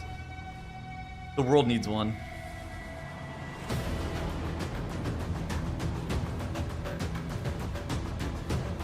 Oh my god. It's the 4th boss of the raid. Chills. Chills.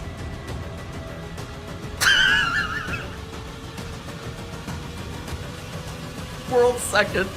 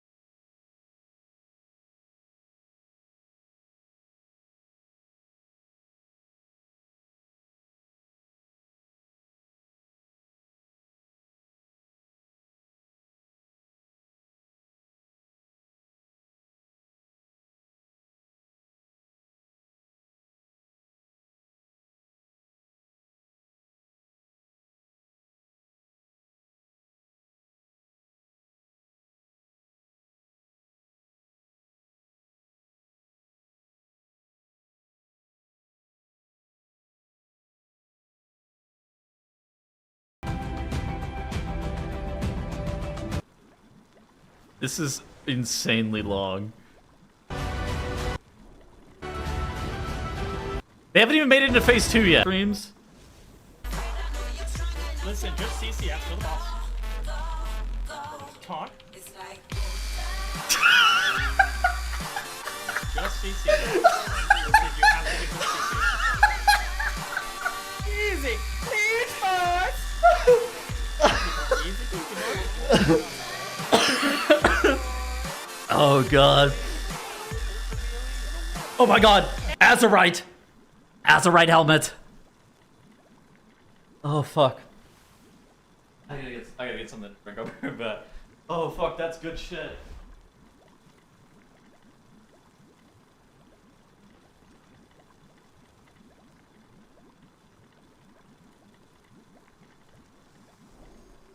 Oh my god. I cannot believe that that video was unlisted and somebody linked it to me. You are the fucking best. Holy shit. I gotta download this.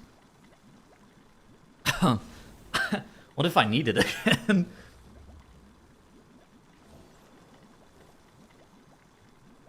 I gotta download this shit just in case I need it in the future for something.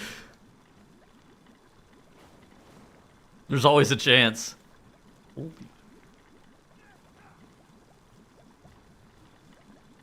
Yeah, a local copy just in case. Yeah, what if we need the Wildcard Gaming Opulence video just in case?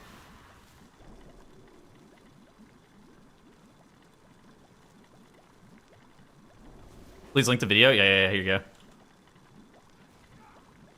Top 10 most insane kill videos, dude. That is the #1 most insane kill video. Bronx should copy this 1-to-1 on the next Liquid 3rd boss kill vid. Oh, for sure. It's downloaded. We're good to go.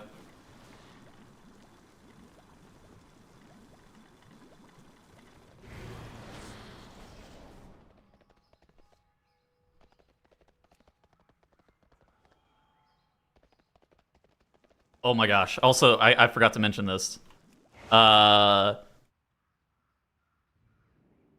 There's somebody who comes into the stream regularly. Their name is Frost Magic. Look at they got some yard signs of the THD This Can Be, and I'm gonna get some signed at the Race to World First by THD. It's gonna be fucking electric. This shit is gonna be electric. I knew I meant to do something. I meant to buy Sharpie off Amazon.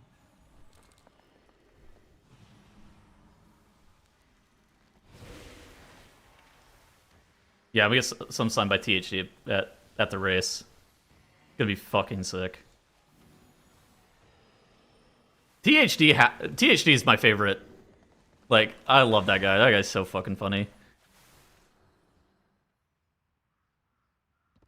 Same friend out there? Well, I mean, okay, so they're my friend, but they're not. Sure. That's a good point. Look. You're right. I'm not even gonna argue. Looks like he's running for president? Well, yeah, that's the point. It's like the Obama 08 look. Or the change? Was that the campaign? Yeah, that's the one.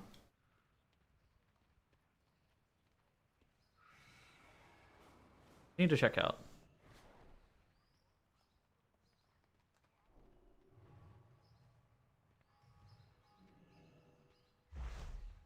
There we go. Bronx should copy that fucking the Wildcard Gaming video 1-to-1. That's a banger. Yes, we can. That's right.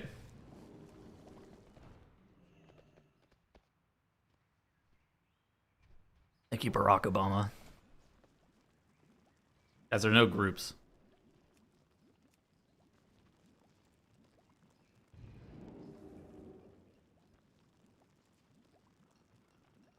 What do you think's happening in China?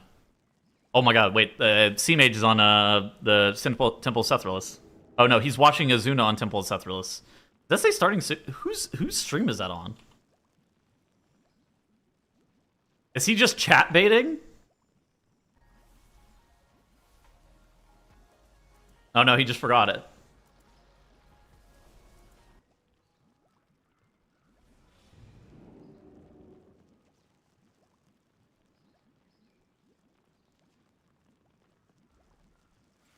Ching Shen. What's this tier list for?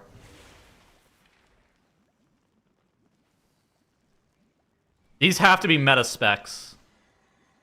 And then this means dog shit for sure. So this bottom is like OP. This bottom one's like OP, and this top one's ass. Translate. No. He's doing it in reverse. He's doing it in reverse images. Wow. Detect language to English.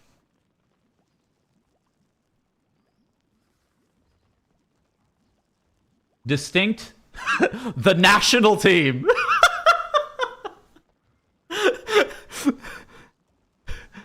The national team. Oh yes, of course. The national team. The national depleters. It has to be reversed. Yeah. Yeah, these are distinct specializations, and these people are on the national team.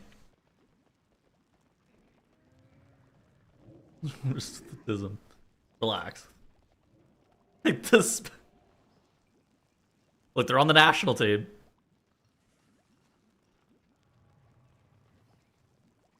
What DK H-PAL marksmanship meta? Legion time? Dude, a lot of people. I feel like low key, I wouldn't be shocked if the comp is like fucking Blood DK, Holy Paladin, Moonkin Arms Warrior marksmanship. Like, first off, that comp sounds like some suck. But for some reason, all the specs just do damage. That comp sounds like ass. In terms of like what is that comp? But also, it's good.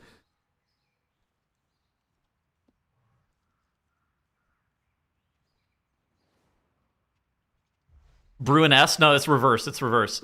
Is that Zenitsu? What am I looking at?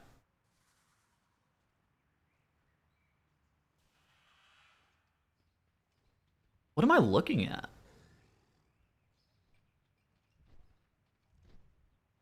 Well, I know this is Demon Slayer. Is this his like desktop background? The fuck? I think this is this guy's desktop background. This goes hard as fuck. Anyway. Affinity Castle Arc on Crunchyroll soon. Well, good news, I already saw it in movie theaters because I'm a fucking nerd. No regrets. I went and saw that shit by myself. Sat in the back of the theater by myself. Saw that shit alone. No regrets. I would have done it again, too.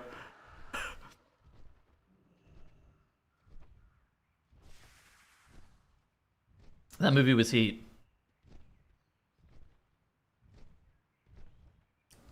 Crunchyroll tomorrow? Yeah, I think so.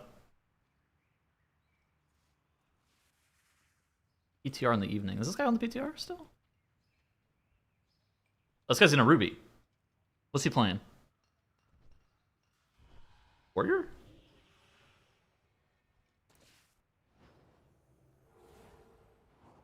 Seeing movies alone is underrated? True.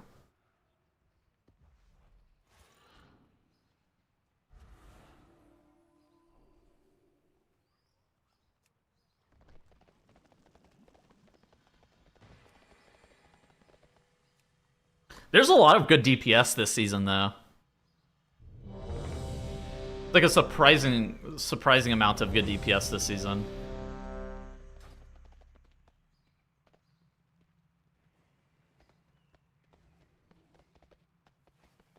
Look at him, he's just looking out the window. He's thinking about what it would be like to be a street cat.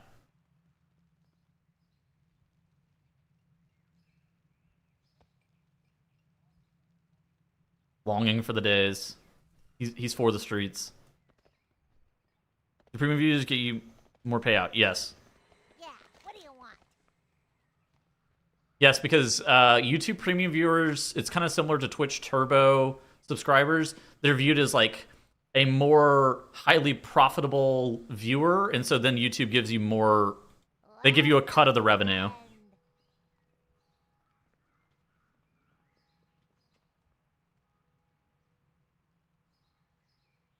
Ruby? Good one.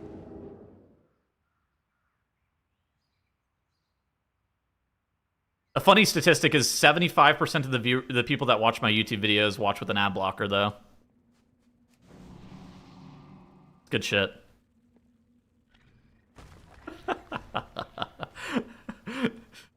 You're welcome. Yeah, better than a sub. Yes.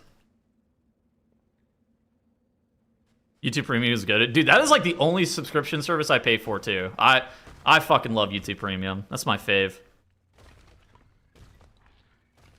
DH Major Warrior. Oh my god.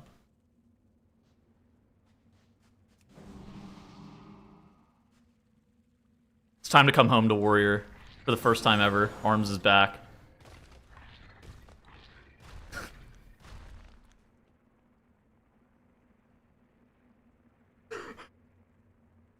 Guys. Okay, let me just some advice. I've raided for a while now. Just some advice. If you're looking for a guild, you should expect to fill out an application. And normally for guilds that you are looking to join, telling other guilds to "I hope you blow up" is maybe not an effective solution. I'm just gonna put that out there. Like, just some advice. You can take it as you see fit.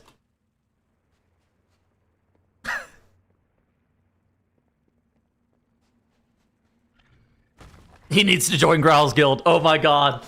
He would fit in perfectly with Growl's Guild. The shit that Growl, every single week on the bench during Prague, it's always the most ridiculous shit of all time has happened to his guild.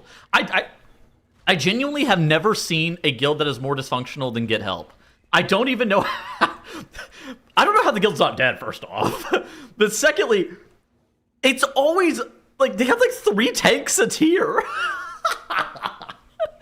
It just makes me, it makes me laugh so fucking hard, because I'm like, dude, he's just always like, yeah, my tank quit. I'm like, how?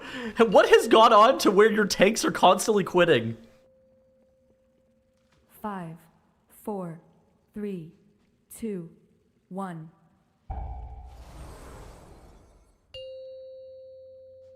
That guy unironically needs to quit playing the game. Nothing 5, will please 4, that player. And 3, normally I hate when people say just 2, quit. Yeah, I mean, 1. saying just quit, some people need to hear it, right? Because, like, if you're truly not having fun anymore, then, like, the best advice that you can give somebody is, like, yeah, maybe you should take a step back. But a lot of the times whenever people are complaining, that it was kind of like I was talking about earlier, it's just like, kind of like whenever people complain about their job and they're more just like venting as opposed to being like, I don't like this anymore.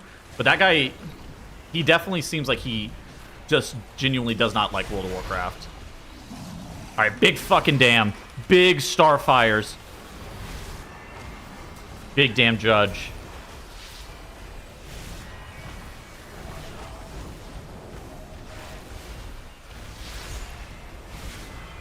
The pack is dead. I'm alive. Thank you for the lay on hands. Oh no, that wasn't even lay on hands. Thank you for the flash of light. Holy shit. That was my entire health. He healed my entire health bar with 1 flash of light heal. Is Holy Paladin OP? If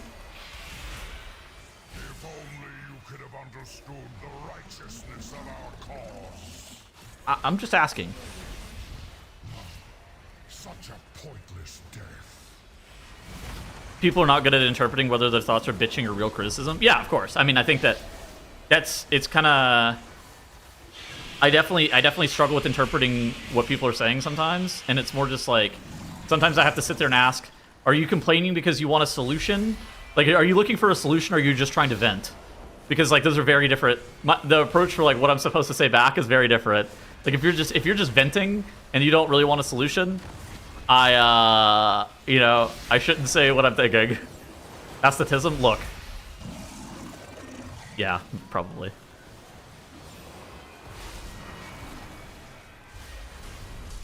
I ask my wife that every time she gets in a rant. Look, sometimes you need to know if they're looking for a solution or if they're just venting, and it's, reasonable to ask.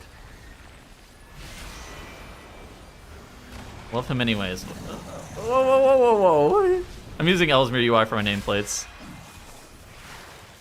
I is cackling. Listen, dude. Sometimes you just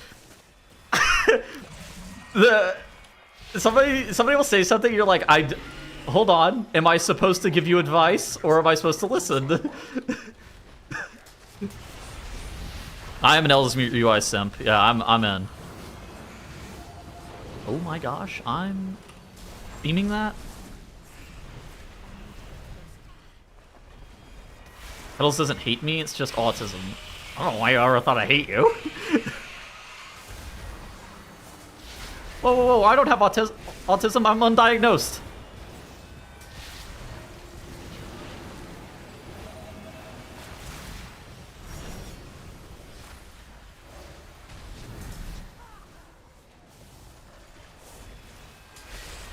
Yeah, my cooldown manager also comes from Ellesmere UI. Yeah, I don't have it either. Yeah, exactly. I've only played World of Warcraft every single day for 5 hours a day on average for 12 years. I don't have autism. I also certainly can't read social situations, but that's completely unrelated.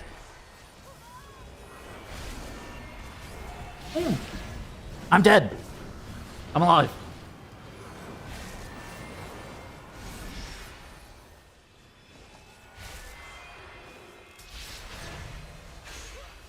Do you collect model trains? No, I really, really, really like geography.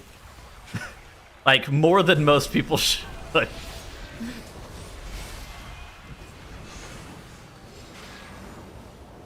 I collect useless WoW knowledge. Look, if you want a question about good trinkets from 10 years ago, I got great news from you. The Desecrated Shadowmoon Insignia, if Warlords of Draenor Classic ever comes back, that's Balanced Druid's Biss. And then you can also wear the trinket from Archimond. It's also fantastic. For melee DPS, the Soul Capacitor is a wonderful trinket, and you can also wear the Blade Master trinket. So, it really just makes you think. Play GeoGuessr every morning by himself. Dude, I love geography. Geography's fun.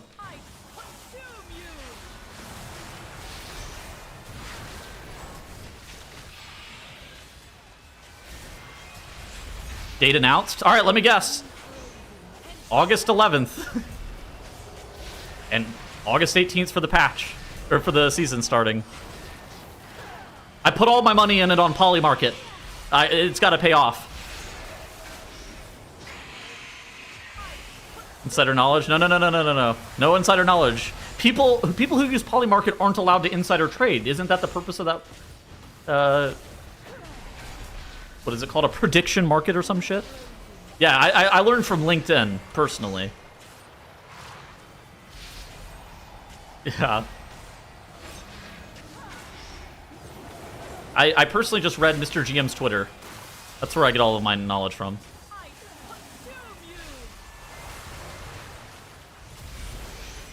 I got Zalatos. What is that? You got a 918? Dude, a 918 is a bad day for me. I think I got like a 980 yesterday on stream. But if it's got Russia and China, it doesn't count. That shit's it doesn't count if it has Russia or China. I don't know Russian oblasts and all, and I'm gonna be straight up, Chinese cities, it's all fucked.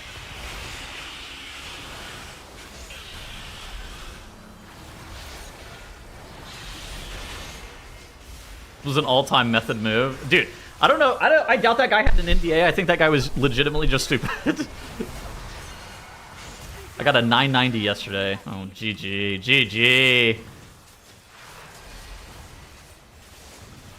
Where the fuck is Wisconsin? It's next to Illinois and Minnesota.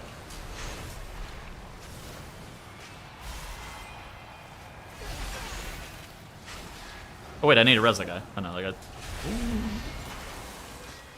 Where the fuck is Illinois? Okay. Look in the middle of the United States. Go up a little bit.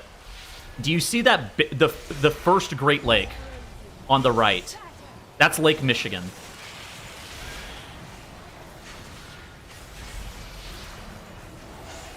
To the left of Lake Michigan and to the south a little bit is Illinois.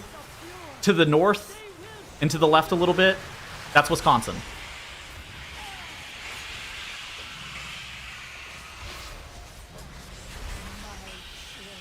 Name all the U.S. lakes. Look, I'm not that powerful.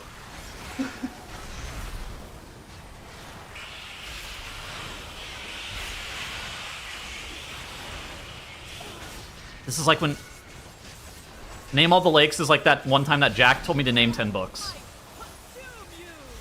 He knew it wasn't happening. If he asked me to name 10 trinkets, I was... if he asked me to name 20 trinkets, I was way better. I was gonna cook.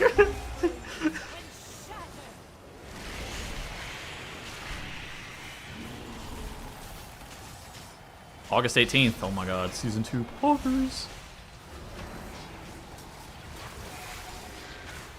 Lake Ontario.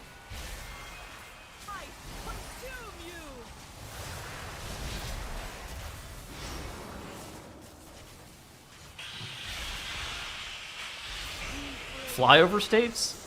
Illinois has one of the greatest cities in the U.S., Chicago. That's not a flyover state.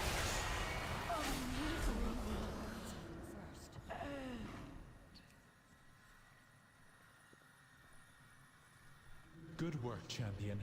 Now that Oh, you've no. secured the pools below. Alright, what's the map tap looking like today? Let's see. Days Globe. Madison, Wisconsin. The capital of Wisconsin. It's kind of in the middle of the state. A powerful primalist is attempting to burn all the nesting areas. You must clear them to get to her. I will keep watch from above while I confront the dragon who is leading this assault. Quickly, take the egg. PTR just AFK the poll? No. I'll do it in the middle of the dungeon. Oh my god. I've got threat. I'm gonna melt. Seen that.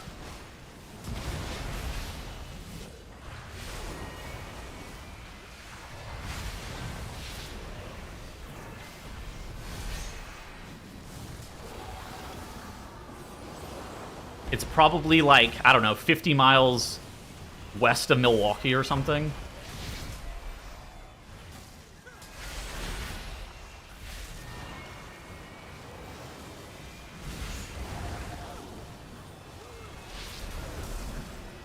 So like what I'm gonna do is I'm gonna immediately go find Chicago, then go north and find Milwaukee, then go west and find Madison. That's kind of that's the thought process for what I do there.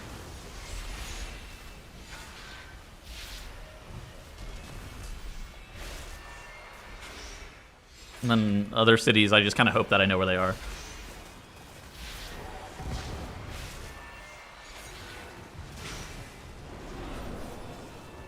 Chicago, Milwaukee, Madison. Only. Well done. You have secured the first pool. Now see to the others. See, was that impressive? That was probably more impressive until I fucking died, right?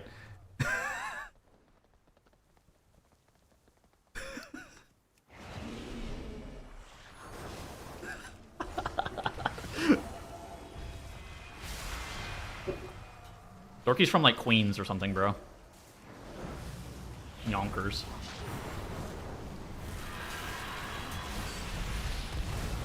I'm dead. I'm dead. I bared and I still died. What the fuck? I got battle resist.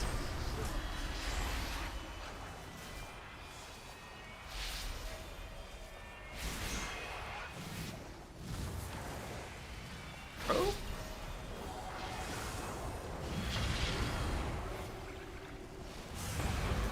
The fuck is a Queens?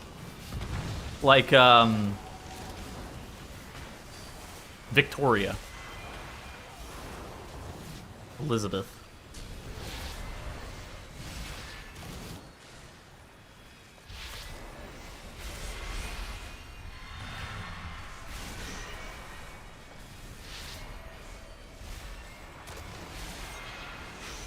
Wait, the lair boss is coming out a week before the raid? Are you... what?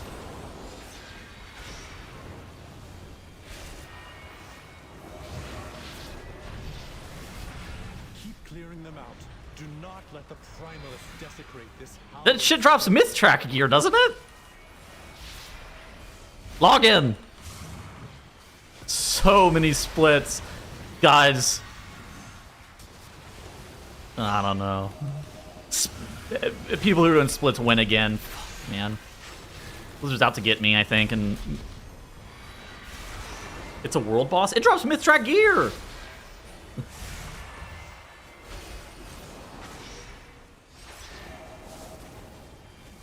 It's really not a myth. It's really not a A world boss. It's like a fucking.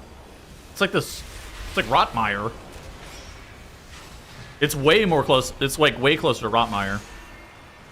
Oh yeah. Also, there's that automated chat message that's showing up every 30 minutes.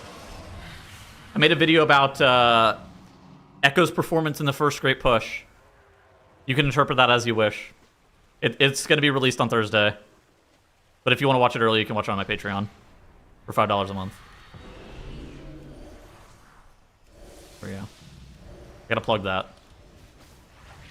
Somehow I gotta fund my basement repairs. Down to have Liquid take all my gear? I don't even think they're gonna need helpers. Like, I think that...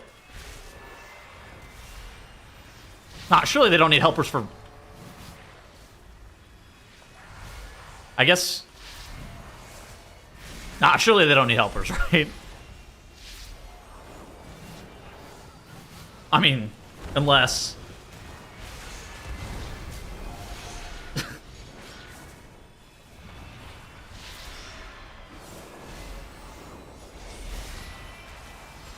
My gut reaction is no, they don't need helpers. They can probably do it all in-house. And then I sat there and thought about it for a little bit longer. But, like, why wouldn't you use helpers? It's just more gear, right? Well, yeah, that's what I was thinking, that they won't need a single helper. They have 20 people each. But, like, all that gear is also, like, really shitty stats. Like, that's all, like, all verse gear and stuff. But also, why wouldn't you use helpers? There's no rush, yeah. What in the hell?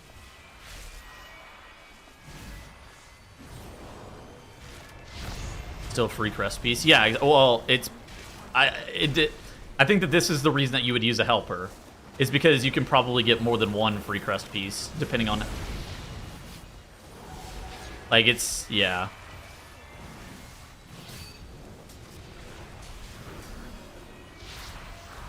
You can probably get 2 or potentially even 3 pieces per person. And you want as many options for gear as possible. Wait, are we going to be getting crests from the raid, the Tidebound Grotto as well?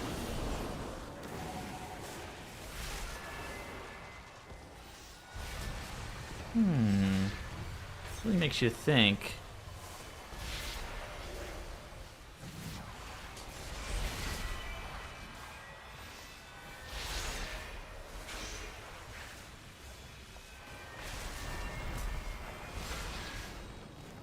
Too many players talked about saying that they would leave if they had to do 20 splits again. Max talked about it a month ago. Okay, but that's different than this.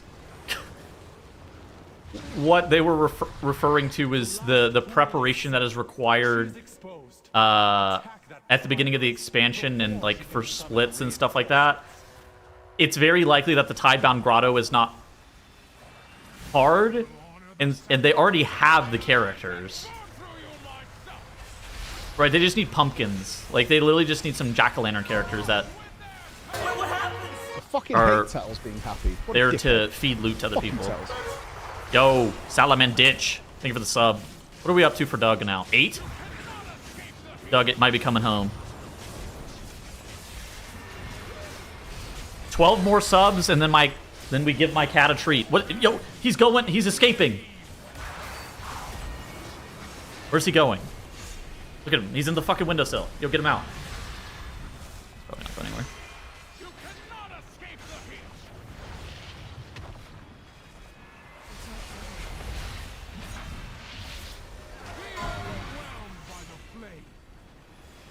He's looking at the outside world. Yeah, he believes he's for the streets, but he is certainly not.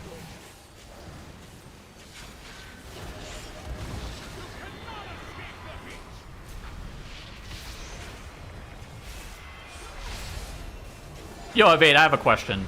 Is Dazer still raiding?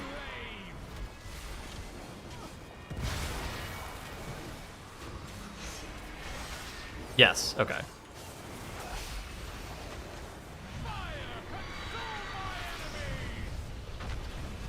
I asked Herethal this question the other day, and he didn't know the answer.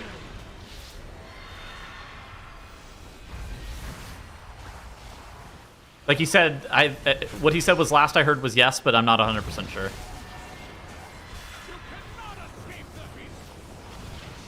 Is it fun? Glad you enjoyed it. Yeah, we went for fun. We have a tendency to try to go for fun. These are my goat. Yeah, I love that guy.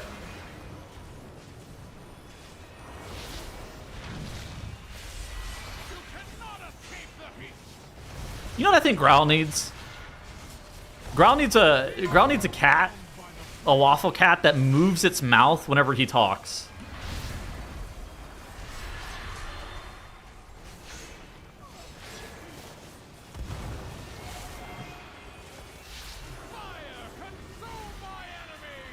Once for a video? Yeah, that was done one time for a video ever. No, not a VTuber avatar. We don't need it to move. It doesn't need to be like a VTuber. It just move his mouth whenever he speaks.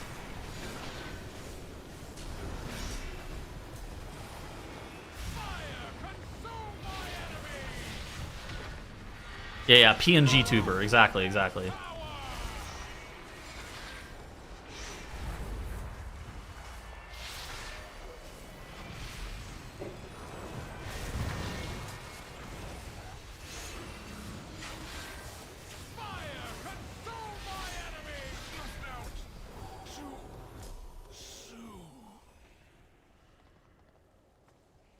Vile monster! I protected these life. When the frame picks up something? Yeah. I actually love the Zorthus tomato. The Zorthus tomato is so fun.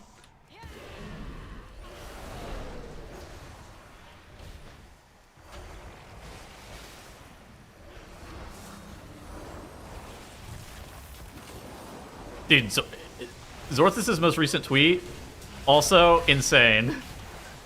That shit got linked in my guild Discord. We were talking about it the other day. He posted a picture of what his room looks like currently.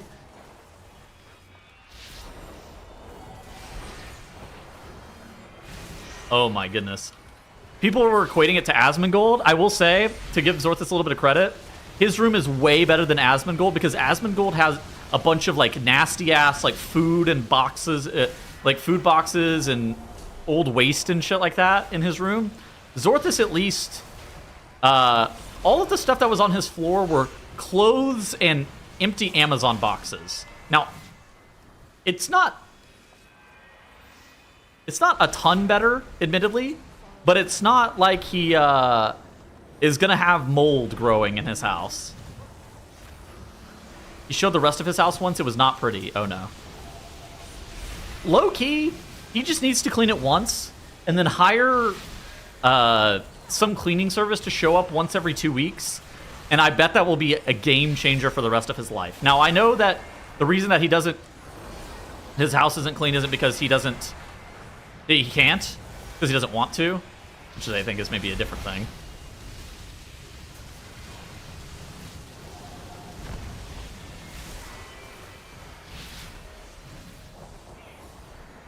Shouldn't be laughed at, it's sad. I mean, I don't think it's sad. Bi-weekly's not enough. Dude, bi-weekly, let me say. Bi-weekly goes a long way.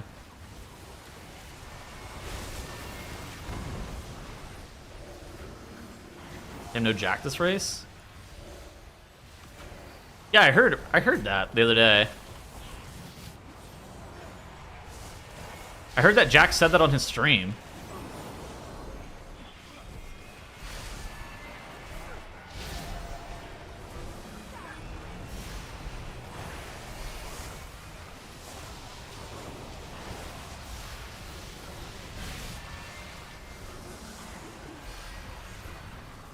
Is there an event announced? I don't know. He's tweeted about it too? What? Link. What does it say?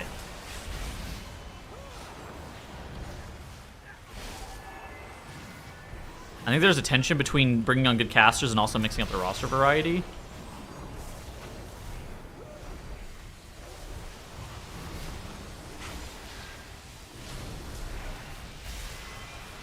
Would may or may not be participating in the race. Look, anything could happen.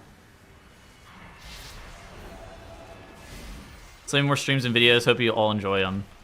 GG.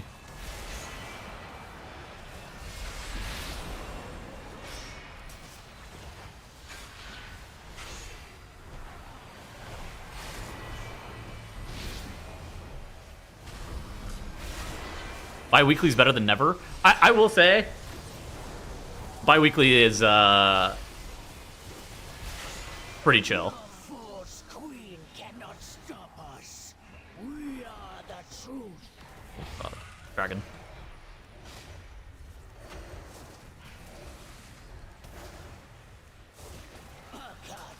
Are we talking about an event that's not even announced? True. How often are you guys washing your bed sheets? Okay, well, I should be washing them every other week, but the truth of the matter is I probably wash them once a month. It's probably somewhere closer to once a month. He simply said he wasn't casting Erase Roll first. True. Look, there's more events. More events than just the liquid one.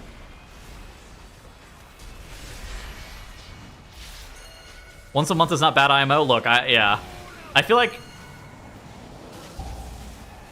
low key, it would probably just be better if I had like 3 sets of sheets or something like that, and then change them out every other week or something like that. That might be the solution that I need.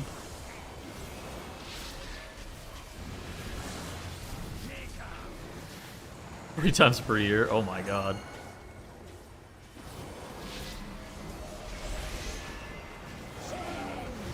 I cannot tell where this fire ends.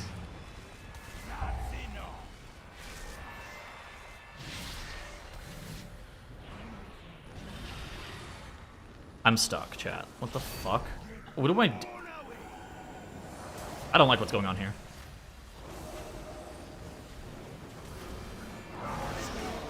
I don't like this. Where's his DK? Dude, why is he LOS? I'm PvPing the fucking boss! Stop LOSing me, man! All good, all good, all good, all good, all good, all good. I'm calm. He's literally LOSing me. We're phasing. The boss is literally full health.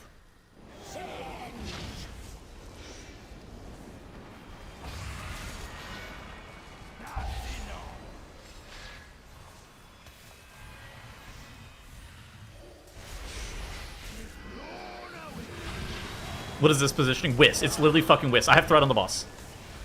Let me get the fuck away so he doesn't melee me. Look at him. Look at me. I still have threat on him. He'd melee me if I walked up to him. Do I do it? Oh, he didn't melee me. Oh, I'm losing threat. Alright, we're good. We're good.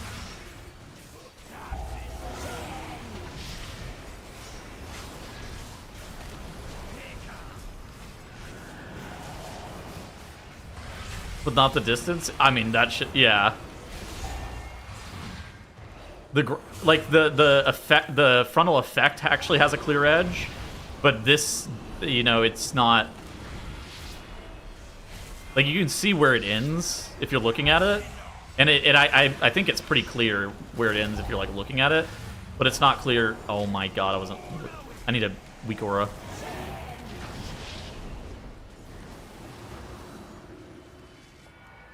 I'm lagging again. I think this instant server's lagging or something. Oh my god, wait. We're about to deplete this key.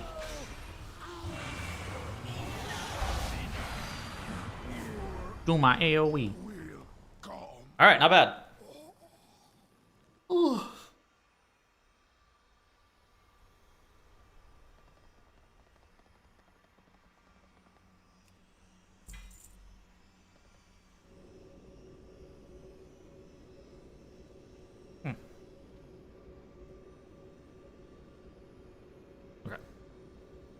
What else was there? Okay, so the raid's coming out a week early.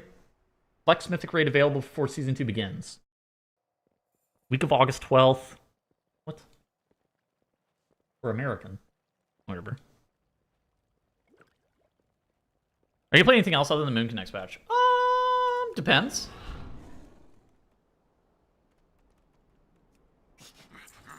Depends on what's OP.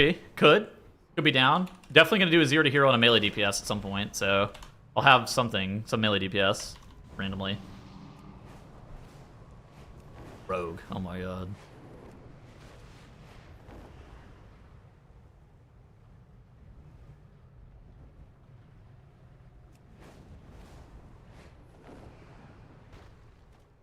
Yeah, I'll play sub. It's getting voted on by the people of my Patreon.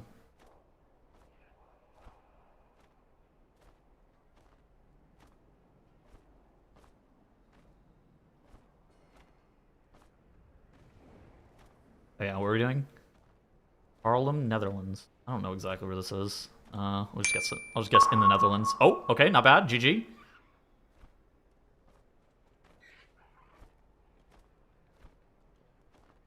Rio Grande do Sul. This is tough. I think Rio Grande do Sul is down here.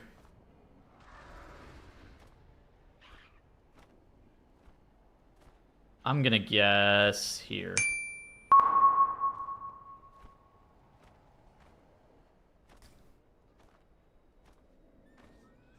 Lima, Peru.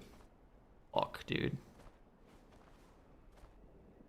Fuck, where's Lima? I think Lima's up here.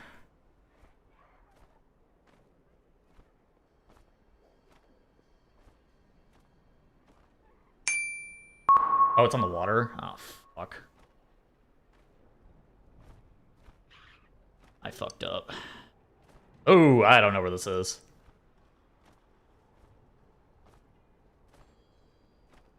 I have no idea where this is. Oh shit. Okay. I could have guessed way further away on accident. What did AJ say he got today? What did that noob say?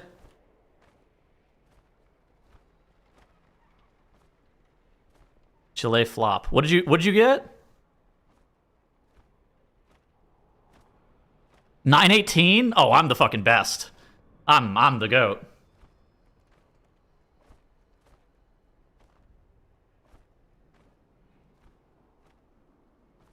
Specifically to choose a class? Yeah, we're gonna vote. We're gonna vote on the class, and then we'll vote on the spec after we vote on the class. I wouldn't be shocked if I end up on a fucking rogue or a warrior. Those seem like the most possible. Or yeah, I don't know. Vote on talents? Hell motherfucking no. Furry warrior. Good luck on assassination. Look, I'll do damage on anything I play. I'm the GOAT.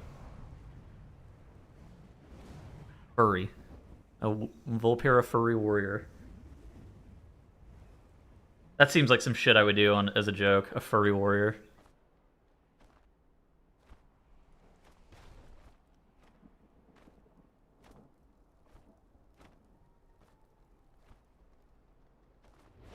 Watching Tales on Outlaw? Dude, imagine I play Outlaw and then I fucking get JPC to VOD review me. Wouldn't that be funny shit? I call JPC out of retirement to look at my Outlaw play. Now that would be funny.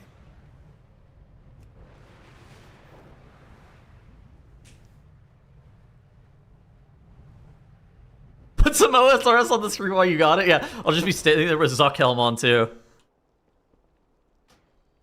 Play Havoc? Holy fuck. Havoc. Whoa. Lagging a little bit.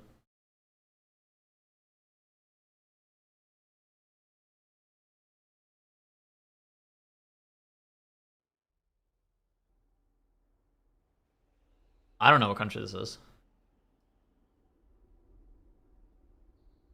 Water to the east? I have no fucking idea what country this is. Does this kind of look like a jellyfish?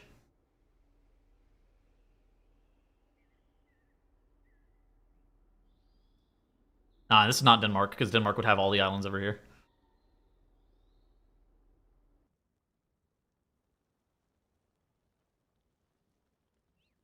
I'm not reading chat. I'm gonna guess on my own. I'm gonna close chat. That way I don't cheat. What's a good guess here? What could this possibly be?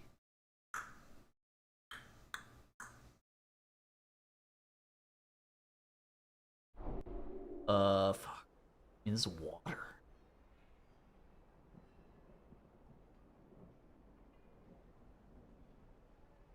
This is weird. I don't know. This might be an island. I'm gonna be honest. If it's an island, I'm fucking really bad with islands. I'm just gonna guess.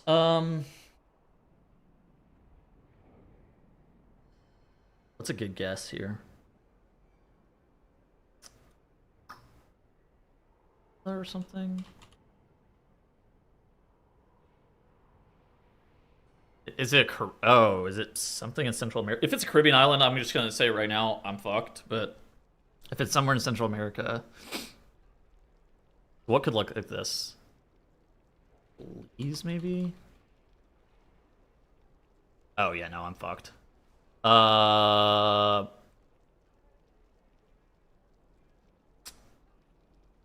multiple islands. Could be like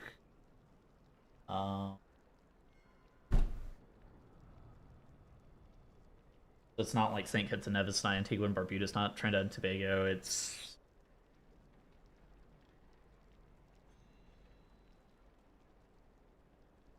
I don't think it's Jamaica. Not the Bahamas. Could be Jamaica actually, but like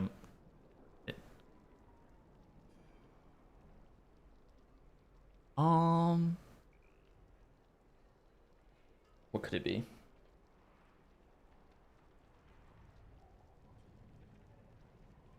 Could be in theory be Bermuda, maybe. Could be like what, Martinique.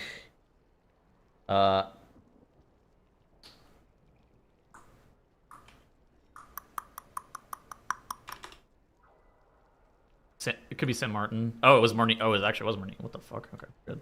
We're back. Islands, I'm fucking bad at. I'm gonna be honest. Islands are really, really annoying. That's not Vietnam. Well, Vietnam maybe wouldn't have been a terrible guess. Red chat. Did not read chat. I closed chat. North Macedonia? No. That's a real place. That's a real place. It's north of Macedonia. Season ends on the 10th? Yup.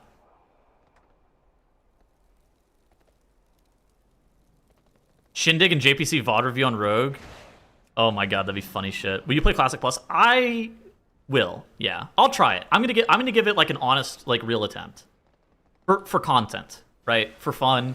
I want to do it to try to enjoy myself, right? I don't want it to take it like super serious, like I take retail, because like I have a tendency, especially with any video game that I play, to try to play it as competitively as possible. And I think that the fun of Classic is like not playing it super competitively. I think that the enjoyment of Classic is just kind of trying to enjoy yourself, especially as somebody who hasn't played Classic before. But yeah, I'll give it a real attempt. What's the other one?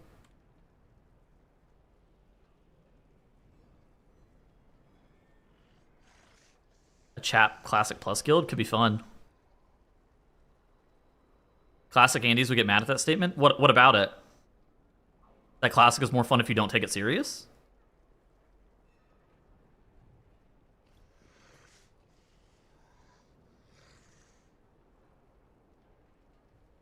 What's maybe gonna be like a 12-1? Well, currently it's gonna be about the same.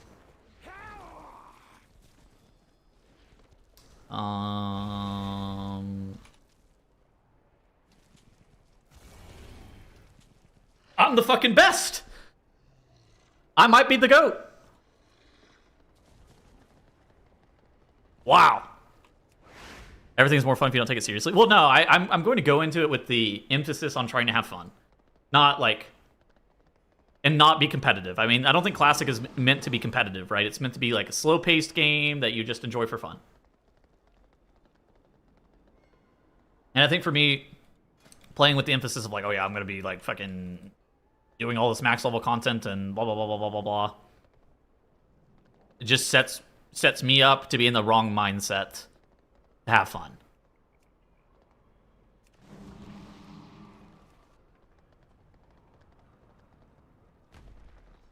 If you didn't die on that one poll, true. That was funny as fuck. I like clicked straight on Madison Wisconsin and then die. What's the capitals looking like? All right. Dude,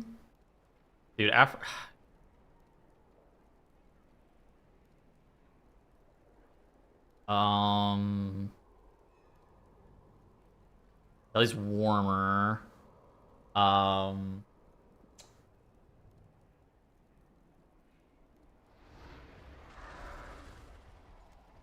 Vientiane is cooler.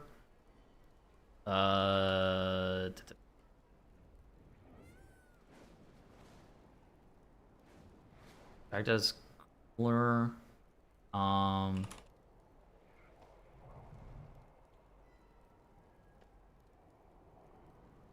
What's the closest country right now? New Delhi. I don't know the capital of Sri Lanka.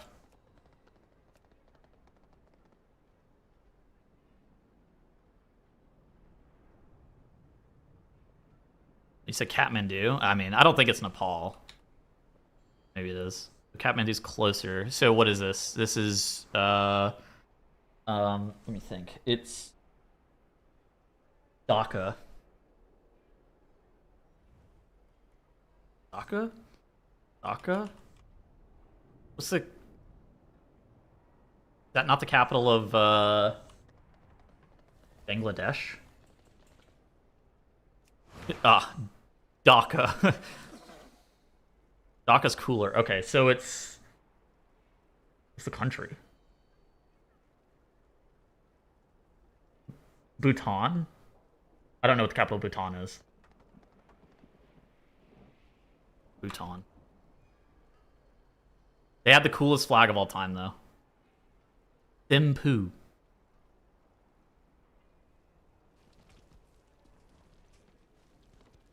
Thimphu.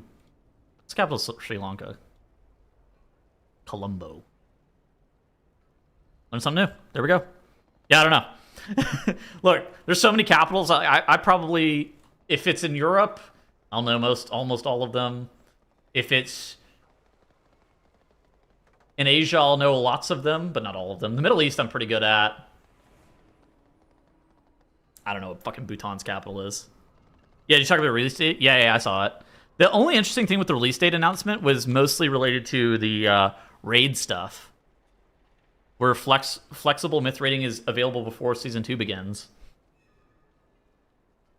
Because this has a mythic... This has a mythic mode where it'll drop like myth track level gear, right? So it's coming out a week early. So you're going to be able to get myth track gear from the lair boss.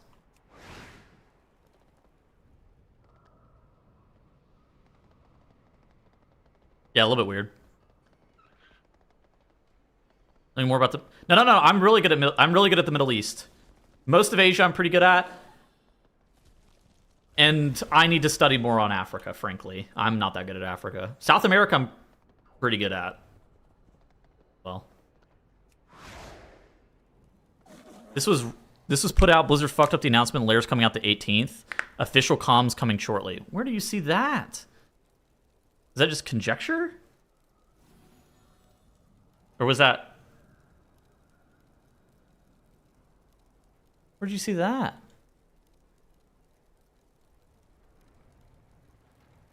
Myth Vault slot? I think it's supposed to, yeah. Drops an Agi staff, gonna be big. Oh my goodness. Post-nerf clarity. Look, you might know more than me. I mean, it doesn't really make a ton of sense. That got fired? I don't know. For a raid vault? Yeah, but you sorry. The question was, I think, about the lair boss giving you a vault slot. And I think the answer is yes. You shouldn't be able to get a vault on the first week of the patch.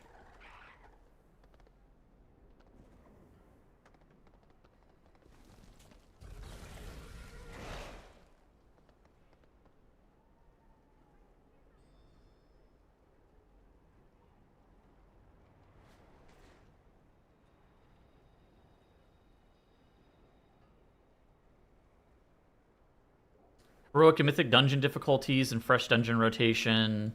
So M0s are open? What fucking item level does M0s give? Is this shit worth doing? I know we're getting insane item level jump.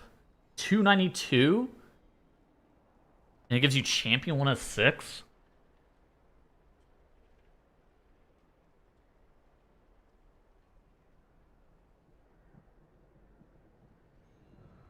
What do you guys think? You guys think? I don't know. I don't know if it's gonna give you champion track gear. Maybe it will. I guess they didn't say anything.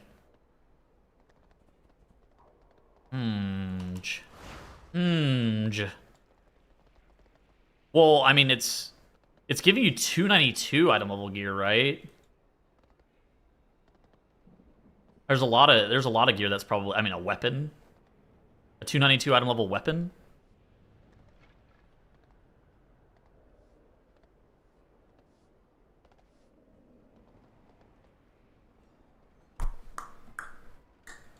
Okay. I mean, what else are you doing that week? I mean, look, I'm down. I'm down to do M0s. The lair boss giving you mythic loot is a little bit weird. It's not like the end of the world or anything. It's a little bit weird, but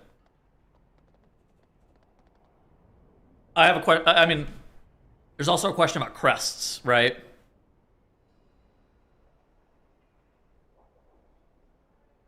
There's also a question about crests. Like, is the lair boss going to give you crests and stuff? I think the answer is likely to be yes. But you don't really know. Hard to really say. M0292, I don't know if that's worth spamming them for. I mean, for sure it is. Mostly because champion track crests are so fucking worthless, right? Well, yeah, probably.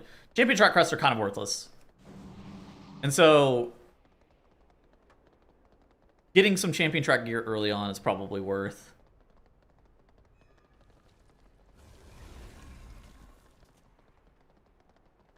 Will there be a delve map for week 1 for Heroic Beast? That's a good question. I don't know. Yes, layers are replacing the Rotmire boss, pretty much. The Labyrinth is supposed to come out with 12.1.5. Let me actually make 100% sure. Midnight roadmap. It was on this. Labyrinth. Yeah, 12.1.5. Also, we got a new raid and new content and systems. Whatever the fuck that means.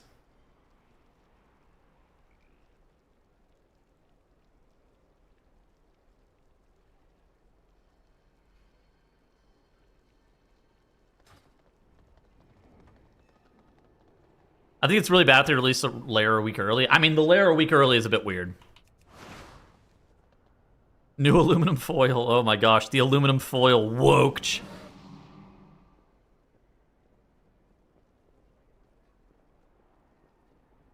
Are you able to spam M0s? I mean, M0s are on daily lockout normally.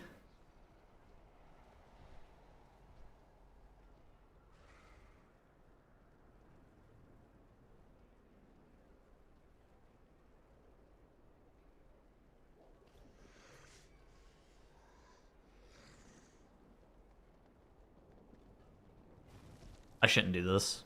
I shouldn't do this on stream. Me and my girlfriend always play the flag Doku. I'll...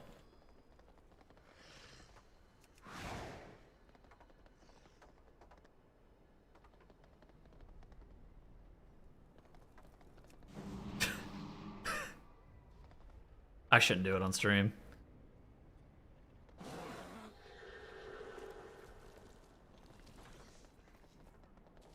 Is this PTR? Yeah, this is PTR.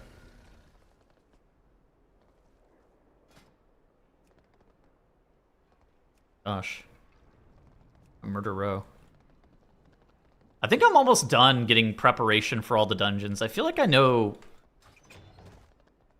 most of the stuff about all the dungeons. I'm pretty happy with all the dungeons. The layer week early is just something for high-end players to do that week. Yeah, it's more just awkward. The layer is more just awkward because, like,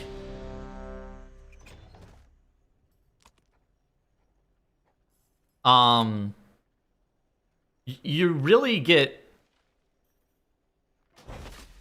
quite high incentives to split it.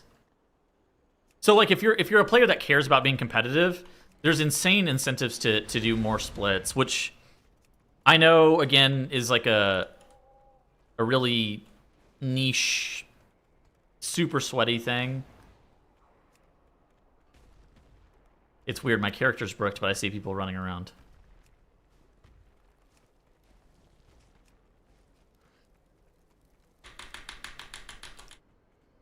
The lair, it says the lair is coming out the week of the 12th in the thing. Here, I'll show you.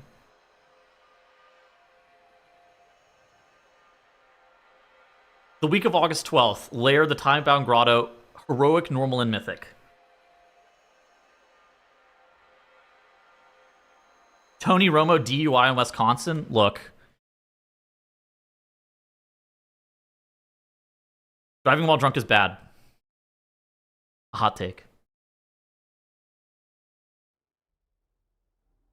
The photos are really fucking funny, though. You think Mythic Lair will be killable the first week? I mean, probably.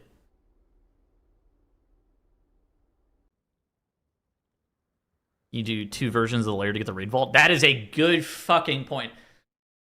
I didn't even consider 2 versions of the lair to get a heroic raid vault. Huh.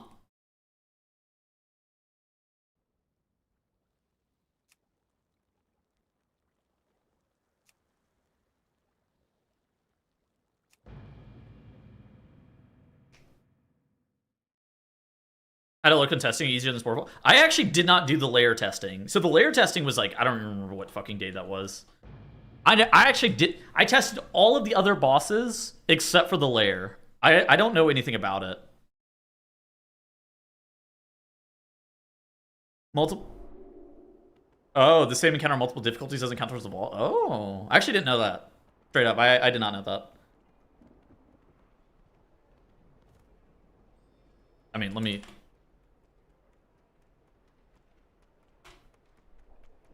Tidebound, Grotto, testing, Kalamazoo.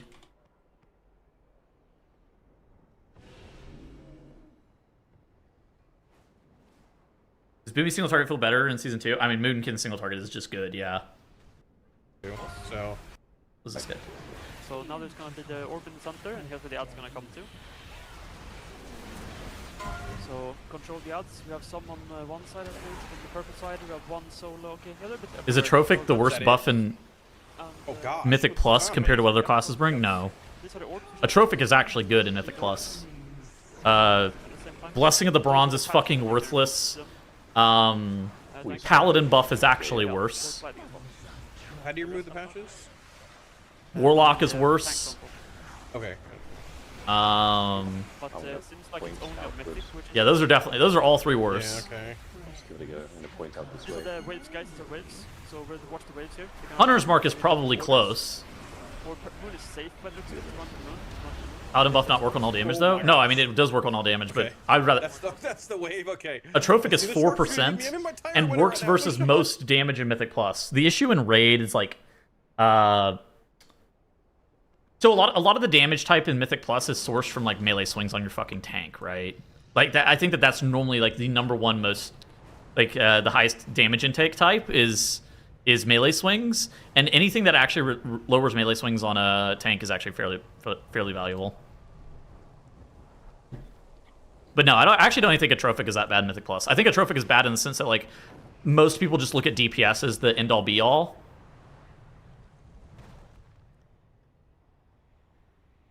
My character got...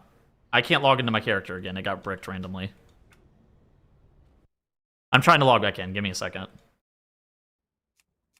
It just hit... Like, I randomly, like, started DC lagging because of instant server bullshit, and then hit me with a character with that name already exists. So I can't come back. You can just fucking kick my character. Or you can wait for, like, I don't know, however long it takes me to actually get logged out. Curse of Weakness. Well, and you come, and it's just PTR shit. It's like pretty normal. How many splits of the single boss raid versus Mythic Plus spam do you think they'll do? Who is they?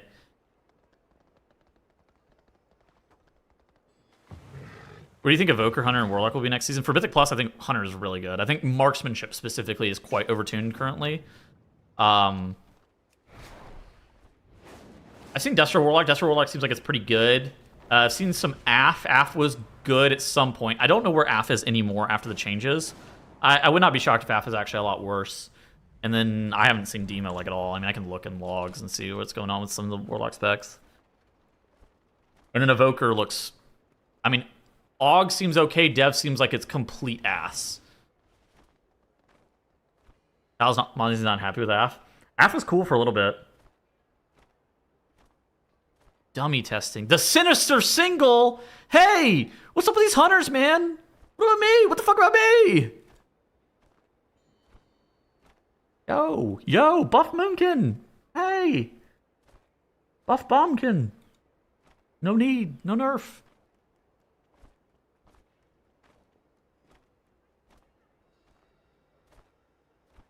If melee swings are the thing you care about, Rogue played numbing over Atrophic. And a lot of times you actually do play numbing over Atrophic.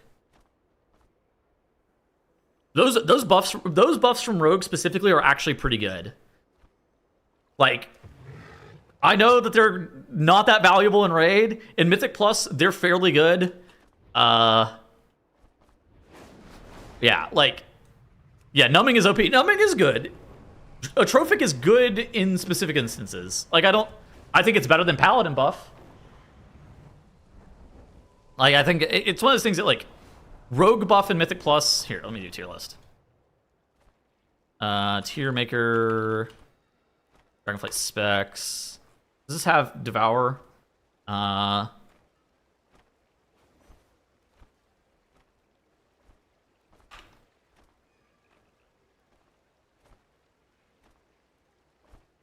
So, I mean, like, okay, so... Raid buff power is kind of interesting. Situationally OP. Most of the time bad. Okay, so this class has basically no raid buff. This shit is completely fucking worthless. Where's the other book? This shit is ass, right? I would probably put Rogue in, like... It's either most of the time bad or B. It's probably B, but it's, like, close, right? It's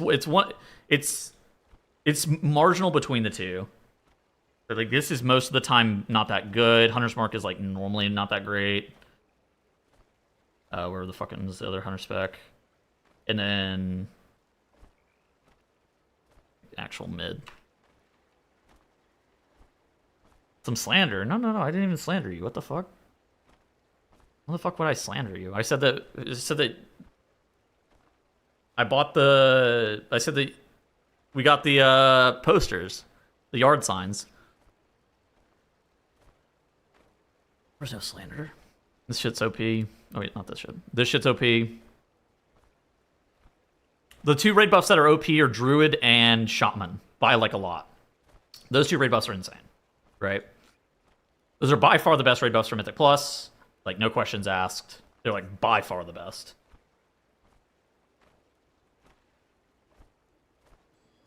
Common. Where's Resto? These are the best. Warrior raid buff is situationally really OP. I fucking hate Tails. I mean, this one can absolutely be fucking ridiculous if you have a comp for it. Thank you for the sub. I think Priest buff is, like, actually pretty okay. I think EH situationally OP. I'd be inclined to put Mage in, like, mid. The problem is, like, it's a damage gain. I'll probably put it in, like, here. It's probably, like...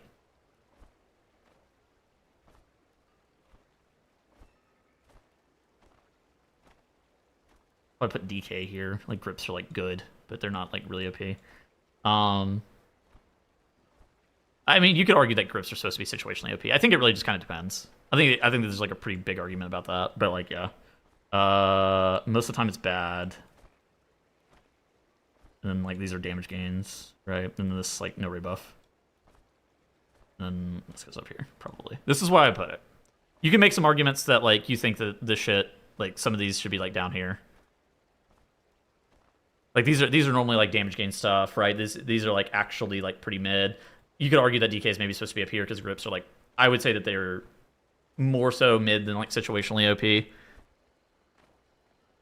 you're talking about the entire kit of DK, I mean it's like a little bit weird because you're talking about like anti-magic zone, you're talking about grips. Hellstone and Gateway should count as raid buffs? Yes, but they're fucking worthless. I'd rather have 3% DR than Hellstone and Gateway, frankly. But like, no, these are raid buffs. We're just talking about raid buffs.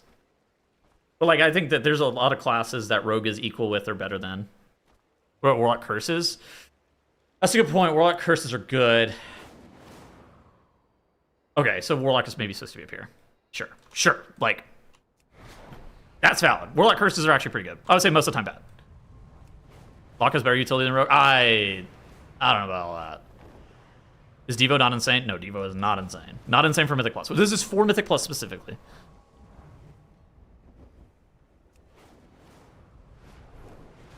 Dude, you have to deal with this problem where you have to get your Warlock to press their fucking curses, which I think you have a better chance of getting...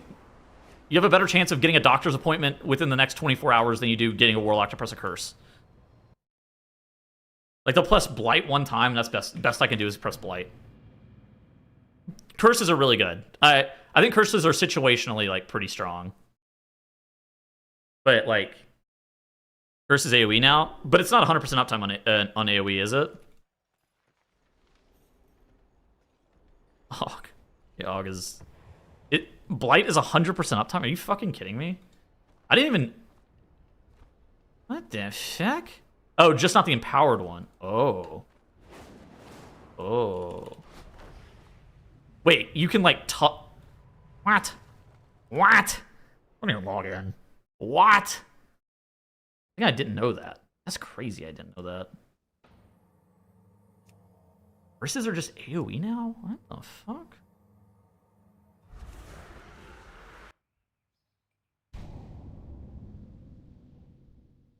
Okay, so maybe Warlock Curses should be up here. Okay? Say mid. I didn't consider curses, and then if they're actually just like AoE with 100% uptime, alright, this shit's kind of fucking nice. Like, weakness is criminally underused. All forth a cloud.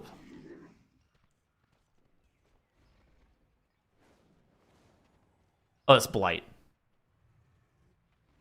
Where's just Curse of Weakness?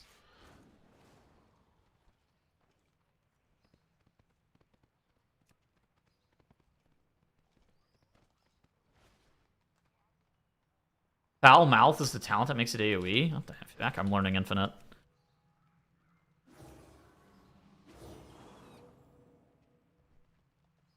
Now curses all enemies. Alright, you know what? This shit's kind of fucking OP. I'm gonna be honest. Situationally really fucking OP. I'm in. Alright. But, yeah. I don't think rogue debuffs are actually that bad. I think they're better than Paladin. I think they're better than Hunter. I think they're better than Invoker. They're like fine. Huge QOL, yeah, sure. The lair boss dates? I mean, I'm not shocked. The lair boss, I read that shit and I was astonished. Why Evoker's at the bottom? Because we're talking about raid buffs. Impact of raid buffs in Mythic Plus. This shit does not... Okay, first off, this shit does not have a raid buff at all. Even in raid, this shit is like completely fraudulent. Like Time Spiral, maybe. Like Time Spiral is like really good, but like... I think it's more of a byproduct of like... You have Evokers in your raid, so you have Time Spirals, not the other way around.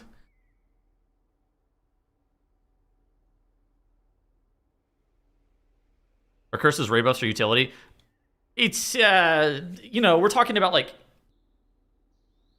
They're raid buffs in the sense that, like, for purposes of Mythic Plus, kind of. Zephyr? Yeah, sure. Zephyr is a bigger raid buff than Blessing of the Bronze. That's a good point. But Zephyr, yeah. It's fucking Zephyr. That shit's some ass. Talk about The biggest debuff with Zephyr is you don't really know what it works on. You just kind of guess. You're just like, I'm pressing it now for the vibes. Like a vibes button. Time Spiral was 1,000 times stronger than... Yeah, I mean, Time Spiral was, like, really good, but, like... Yeah. Time Spiral is something.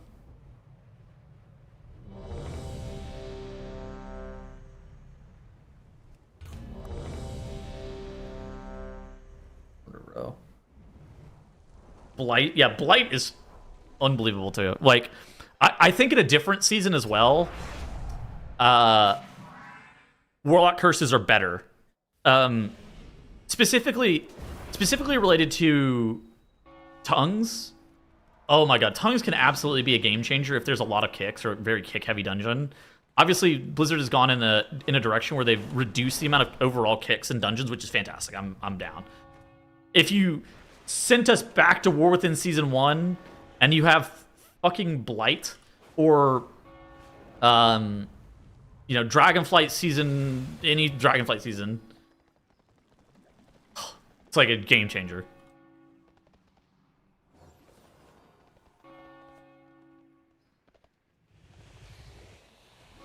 That only AUG brings? Yeah, no. AUG is like, generically really good, yeah. I think Black Atonement's only 2%, doesn't it?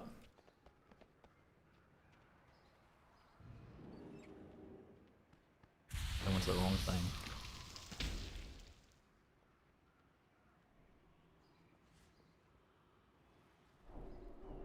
It's 4% when you press scales? Oh, sure.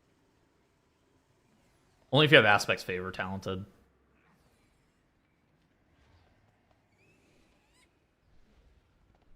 I don't know what the raid build looks like for AUG. The raid build doesn't even play attunements.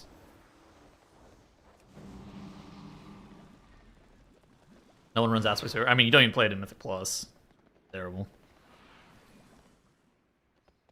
But yeah.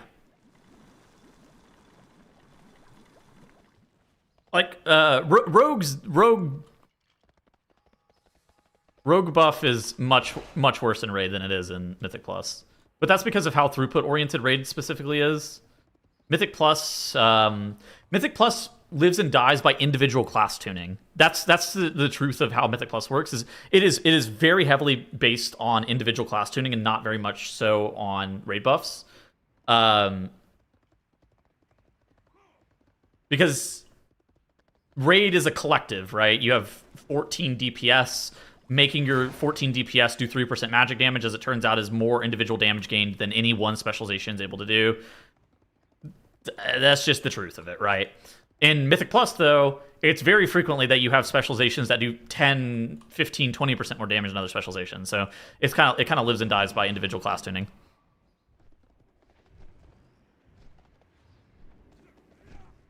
Rogue mentioned Bat. Does DK Death Grip with the damage? No.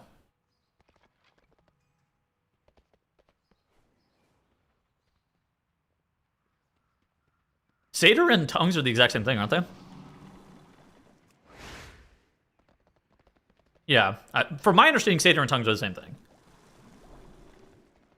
Rogue meta. Oh my god. Cornholy, log in. Oh, it does weakness and tongues? Ah. Gotcha. So it's just better. That ability is fucking bananas. Like, more than anything, in different seasons, okay, obviously it's less so now. In different seasons, whenever you would tongues a mob, you would just notice that thing is casting in molasses, and you're like, holy fuck, this shit rules.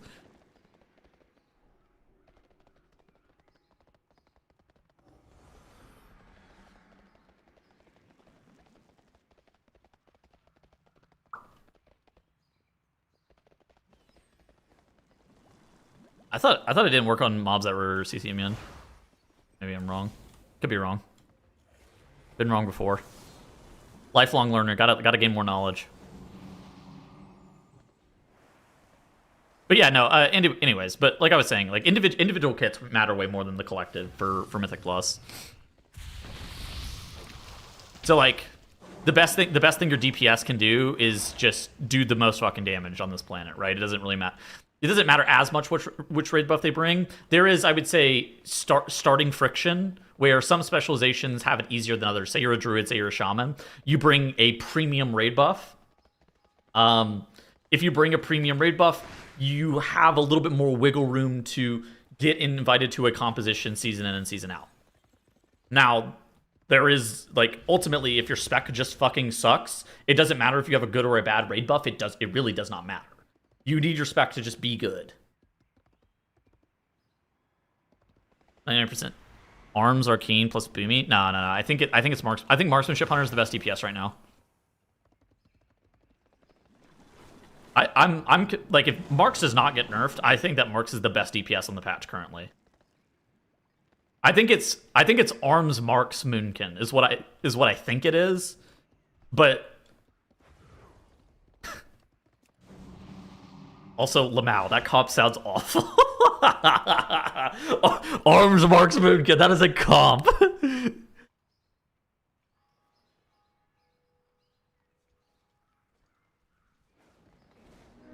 Blood DK Holy Paladin. Oh my god, what a good comp.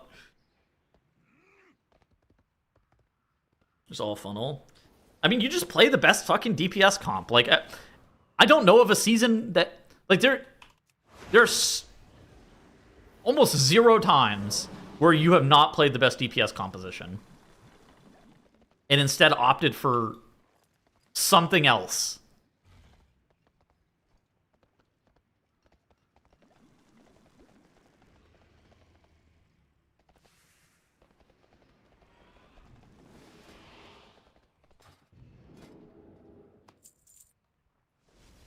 What was this level? 18?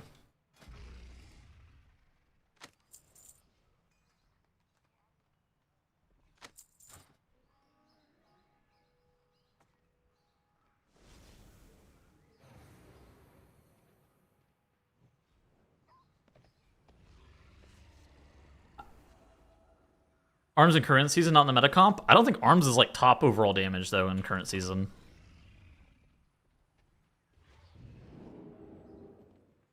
Like, it might be in specific dungeons, but, like, I don't think overall it is. Og, Unholy DK. Unholy DK. Or, Og, Unholy DK. Og. Pretty high damage warrior. But still, Og is higher. Og. Og, Unholy DK. Og. Oh, Arms Warrior. Hold up. Hold up. Let him cook. Arms Warrior. Og, Arms Warrior.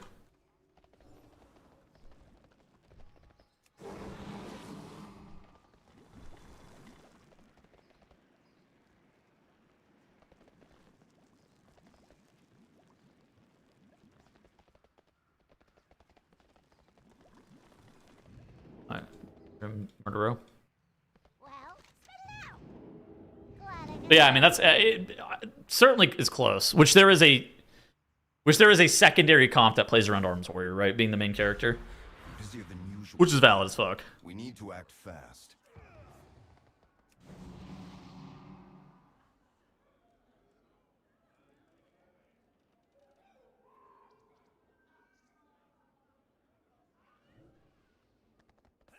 I don't know what to do about the hero situation. Each pal is doing illegal things, and the rest of Shaman is a far second behind. Well, Ellesmere's in control now. He's integrated EUI into everybody, and so now he's in control of healing currently. There are no nerfs for Holy Paladin. They're not coming. Oh yeah, it's a Dayseeker song. Sorry, I didn't read that chat.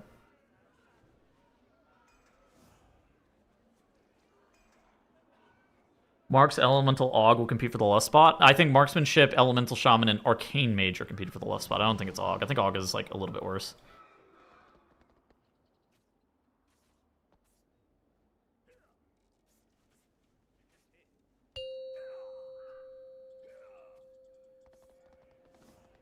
Five, four, Yeah.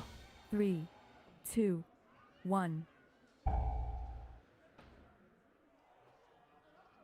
Is Og dead? No, I think it recently got buffed. I think it's actually like okay.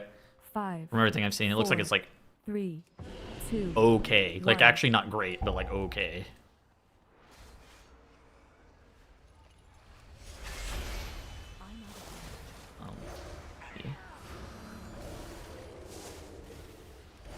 Yeah, they're looking like. Yeah, they're, oh my goodness gracious. Let me get on in here.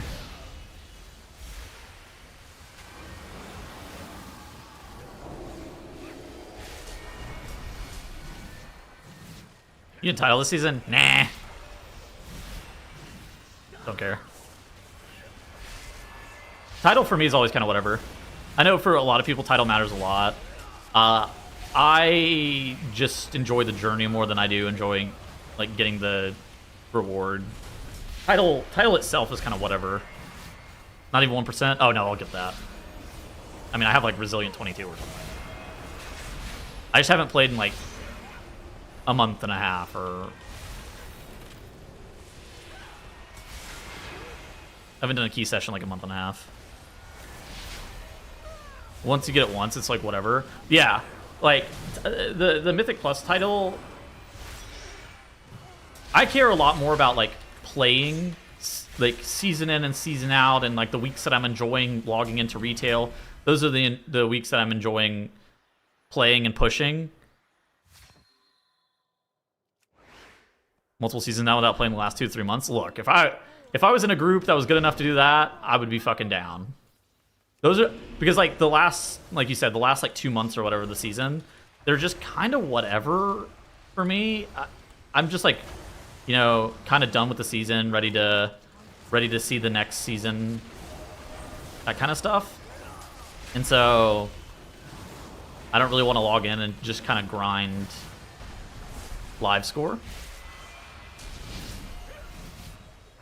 Like, if I have a team and I'm, like, really enjoying the season, I'm down to get it. Like, I've gotten it, I don't even know, 6 times or something. I just don't put that much emphasis in getting it specifically. I am using an X3D. I'm using the 9800 XDD.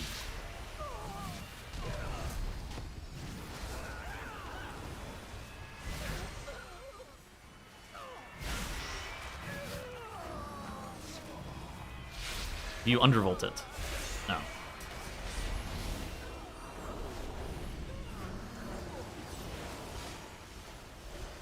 I did fix my computer, though. If you guys remember, my computer was crashing for a little while. As it turns out, the reason that my computer was crashing, and this is unbelievable, was there is a Focusrite audio driver that will occasionally crash AMD CPUs whenever they're at full load.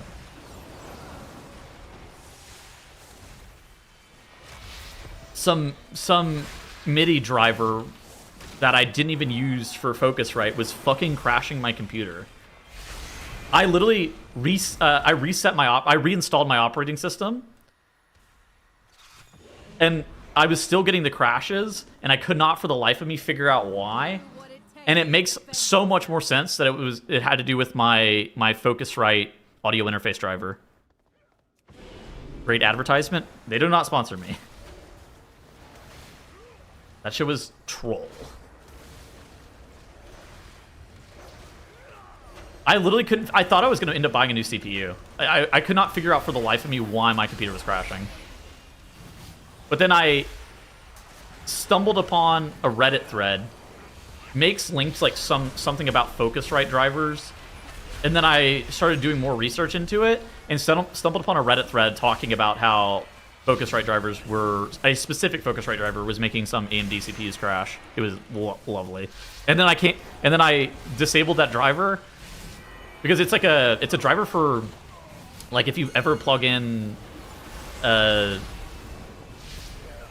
like a guitar or something like that, right? Like if you have a guitar that you need to plug into like a USB port, that's what the driver's for. Or like a keyboard or something like that, right? It was, but yeah, no. So like I never needed it anyways, and so then it was just fucking crashing my computer. I was so stupid.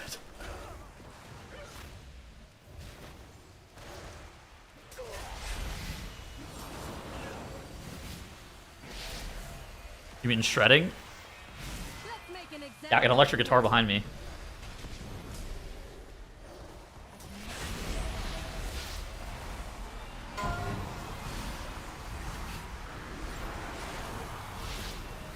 Like a little bit off screen over there.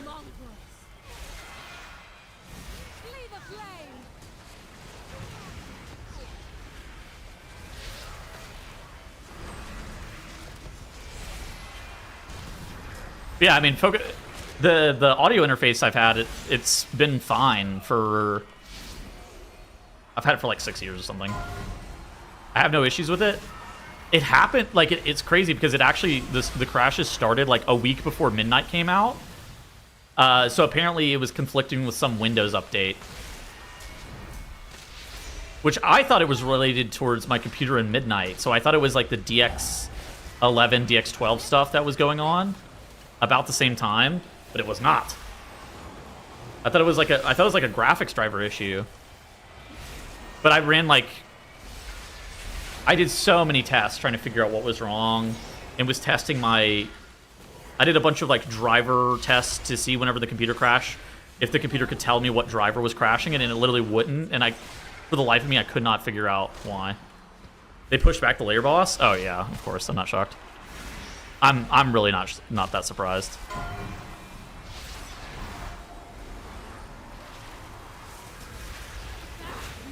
Since, did you ever get your computer fixed, dude? I saw... Or did you ever figure out what was wrong? Use your CPU, yeah? Yeah, lovely. Troubleshooting computer issues is also insanely frustrating because for me, it was like a driver was crashing my computer. But it's... And like everything pointed towards it being a driver, but then once I reinstalled my operating system fresh and wiped my drives, I was like, fuck, maybe it's hardware. But I reinstalled my Focusrite drivers, and so then of course it would be crashing again. Dumb shit.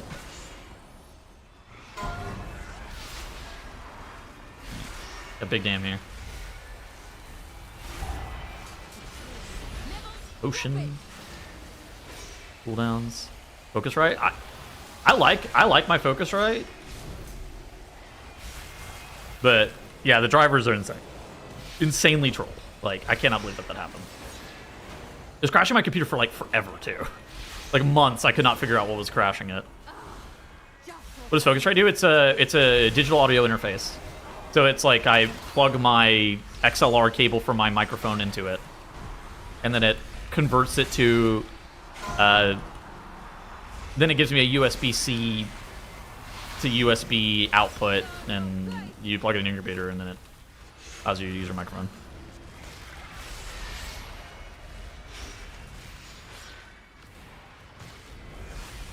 Yeah. Software is horrible to troubleshoot. Well, yeah, like I couldn't, because everything said, like all of my log files on the crashes were telling me that it was like it was a driver failure. But then I went through and disabled so many motherfucking drivers before I wiped my drive and reinstalled my OS. But like, none of it made sense. What business? And it like driver. I don't remember what it's fucking called. But like I would also like run the thing where it would try to tell me what the what driver was crashing the game. Or crashing my computer. And like it literally wouldn't tell me what driver was crashing my PC.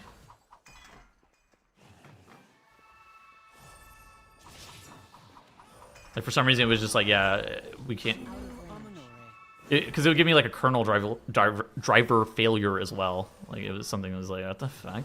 But like I uninstalled League because I thought, Vanguard had reports of like crashing people's PCs and stuff.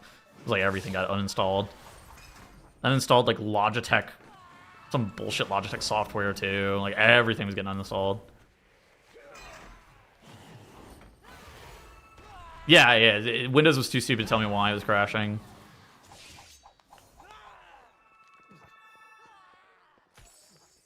Perfection.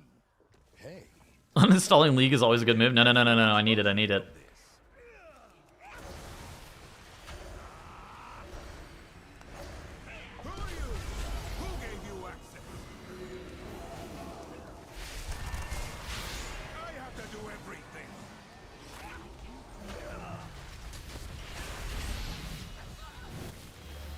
Oh my god. Big damn.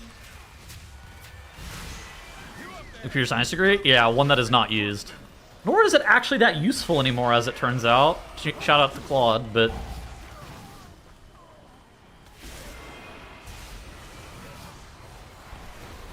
Yeah, I went to the well-esteemed University of Missouri. League Classic? No.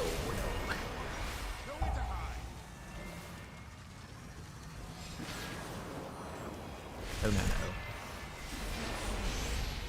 TFT sets coming out the worst time possible. I know! What the fuck? Dude, I just want to play TFT! They should have had TFT come out like last month. That'd have been sick.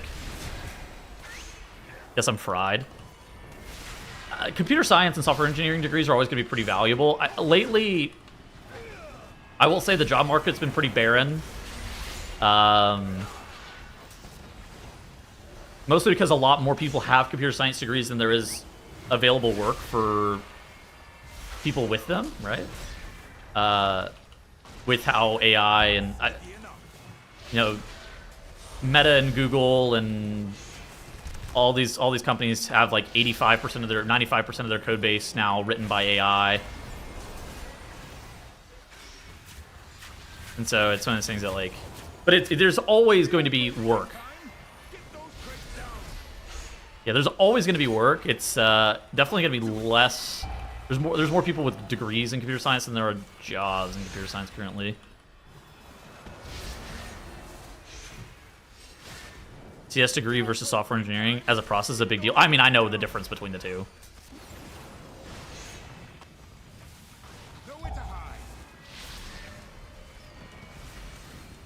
Pad stats.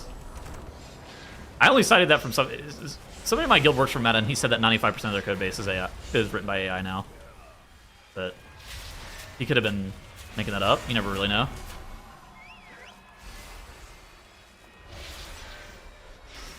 A company, yeah. Job market is volatile. Yeah, I mean,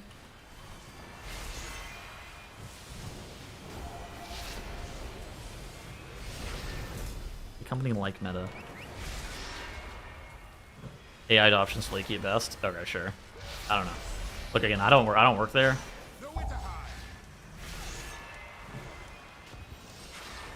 But yeah, the job market's not the best right now, admittedly. But there's always gonna be jobs.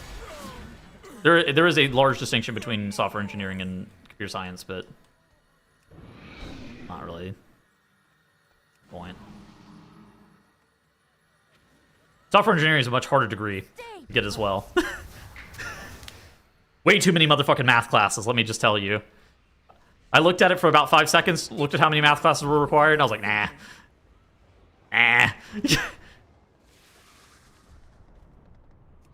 Nah, I'm out. How many motherfucking math classes?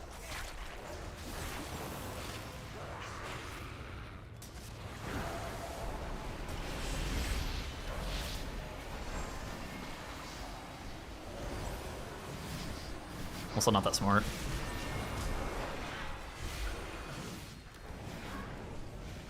Apparently this Kira guy knows what he's doing. Oh no, this guy might be the GOAT. This guy's out here prepping for the fucking MDI on the PTR, the Peter.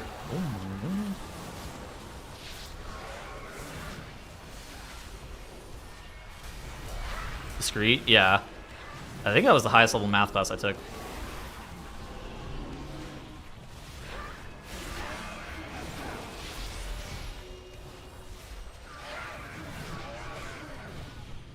I took Calc 2 in high school.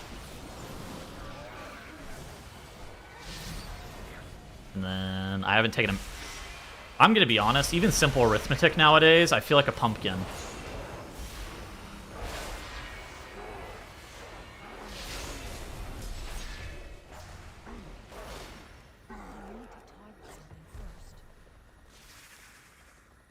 Barely use math. I mean, yeah, fucking.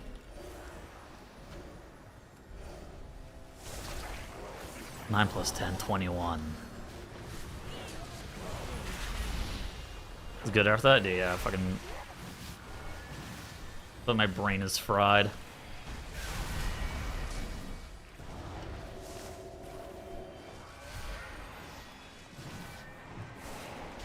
Vavatha. You need your multiplication tables in under a minute? Okay, yes. Yes, but I'm also old. No Flex Mythic, we won. Yeah, I saw. I mean, I'm not shocked that they walked that back. That was like, I feel like that was non-intentional more than anything else. Like, yeah, like, I think it's one of those things that, like, they wrote the post, and somebody who, like, approved the post didn't really understand the ramifications of, like, what they were writing, and then they were like, wait a second. Claude made a mistake around the patch notes. No, I don't, like...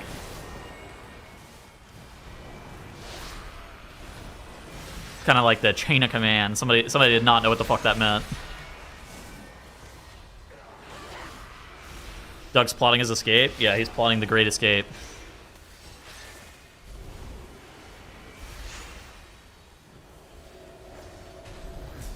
What is that Twitch chat overlay you have? The one that... What do you mean? That shows the chat in a WoW format? What do you mean, what is it? It's an HTML file that rests on my desktop. Or I guess it rests in the download folder. Actually, that I had Gemini help me make. What do you mean? What is it? It's the work of Alphabet. Oh, did I make it myself? Hell, motherfucking no.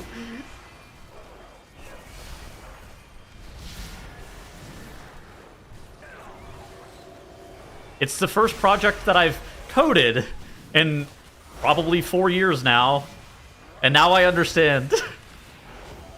The vibe-coded add-on. Yes, of course it is. Coded, yes.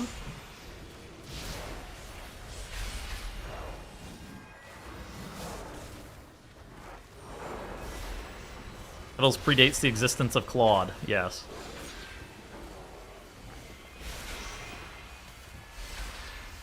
Actually, I was looking at it. It's actually not that complicated. It's just a lot of... It's a lot of JavaScript and actually a decent amount of CSS, which I was surprised about.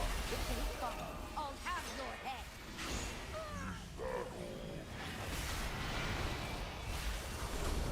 Which I don't really know what I thought it was going to give me.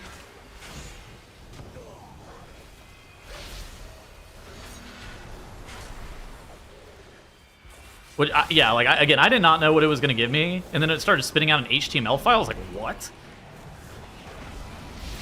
I thought for sure I was going to have to do something else. That was chill.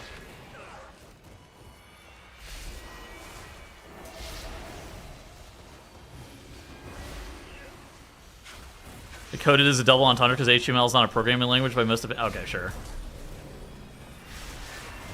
Look.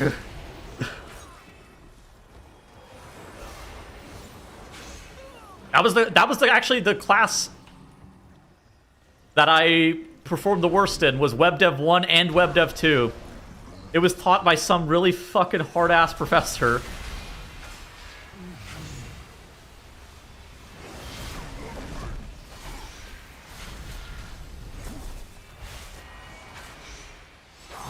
WebDev is hard as fuck. Yeah. A lot of the class was actually HTML and CSS and JavaScript. It was a pain in the fucking ass.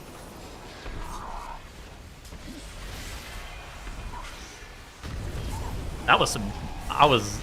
Look, that was a pain in the ass. I'm not gonna sit here and be like, oh yeah, it's not real.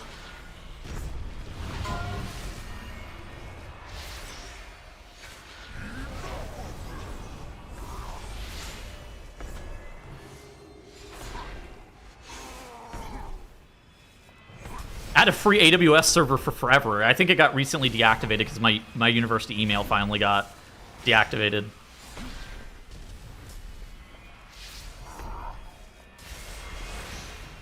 That was cool.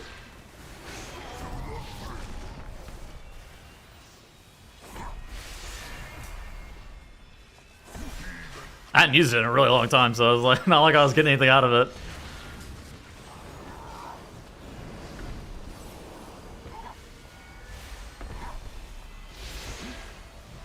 Yeah. EDU benefits. Yeah. I need to go back to school, that way I cannot pay full price for Adobe as well. AutoCAD? Oh my gosh. Dude, I started using Blender the other day. I used Maya a lot in college. I opened up Blender, and it all came rushing back, and then I closed that shit. I was like, I'm not using Blender to make thumbnails. Hell no. This shit is way too complicated.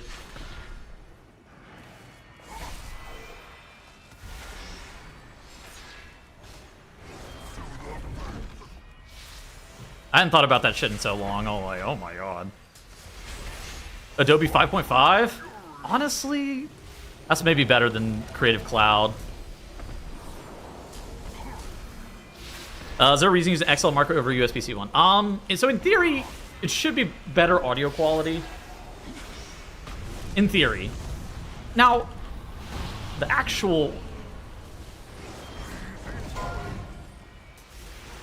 So it's because XLR microphones normally have better audio compression, and they're a little... It's supposed to be slightly better audio quality. Like, no... You can buy an Audio-Technica 2020 for $120 and skip out on the slightly better $400 microphone and $200 audio interface. You can save yourself $400 and have similar enough audio. AT2020 still slaps. Yeah, that's it. Fantastic microphone.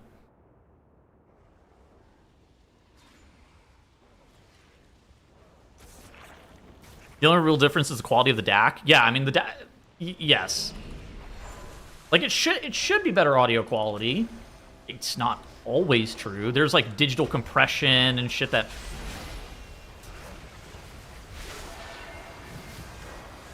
Like there's a bunch of reasons that like even audio through an audio interface is. Yeah. I'm not really sure what this pull is. I can't imagine this was intentional. Audio interface with the preamp? Yeah, I have a preamp too. I have a Cloud Lifter, I think.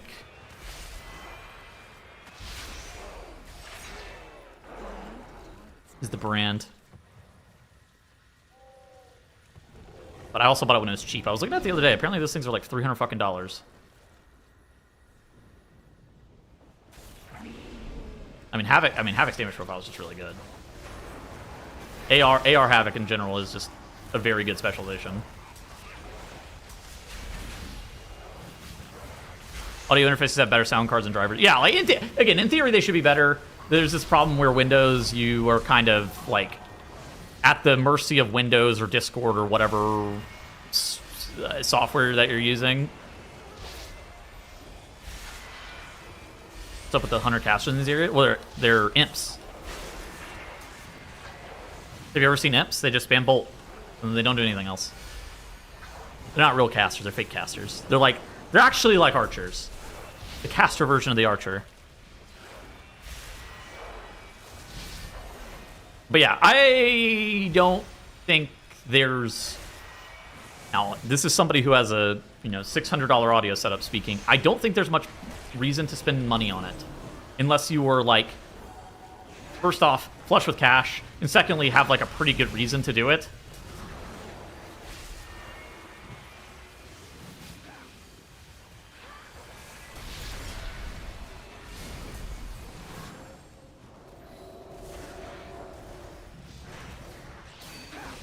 Beaming.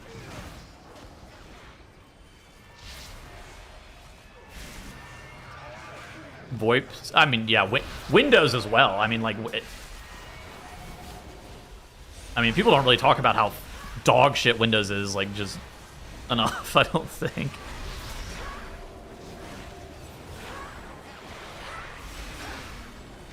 supposed to be on the high end of audio setups. For streamer PC setups, I would say $600 is on the high end, yes. I don't think 600, like, if you're talking about, you know, any professional audio setup for people who are doing, like, music recording work, is $600 expensive? No, not really.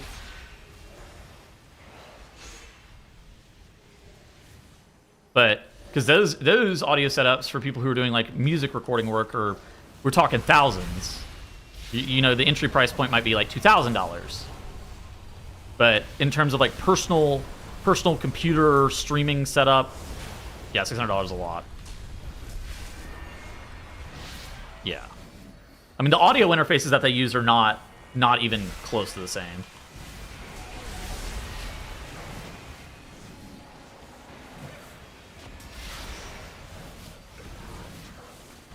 But yeah, no, I mean, USB mics used to be significantly worse than XLR microphones.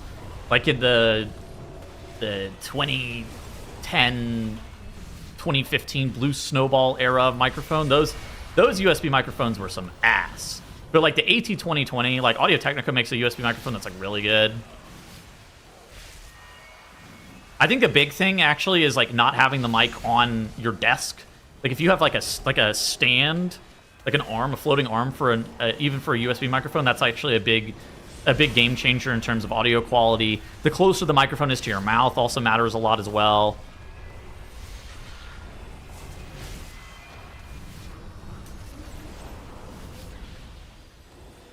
Yeah, mic on the desk is like a Eskimos.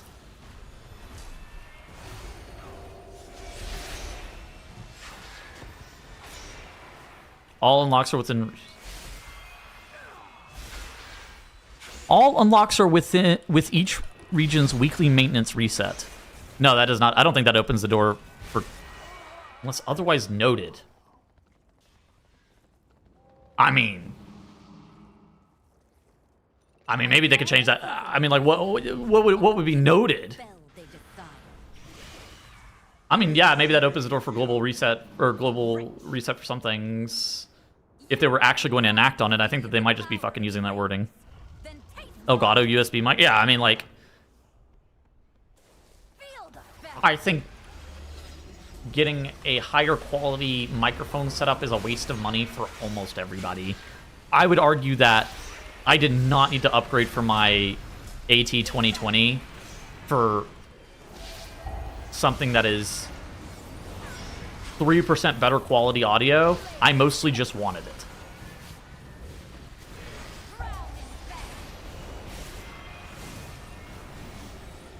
Is it better? Yeah.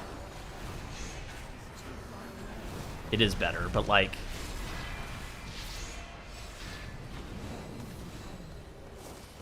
new toys are fun. Yeah, man. I love tech, right? Like, I love buying new technology.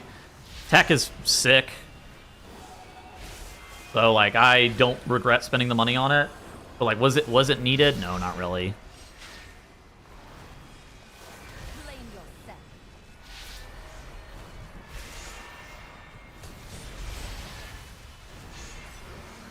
Assume not global release until we say otherwise. Yeah, I agree with that. I don't think there's going to be any global release. I don't think that that's planned, and I don't know of a good way of making it work correctly from a Blizzard perspective.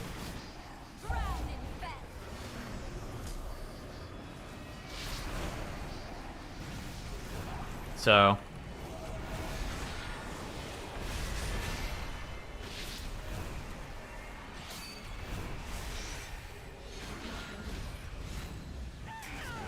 yeah, oh, that wording isn't new. Yeah, I mean that wording's not new as well.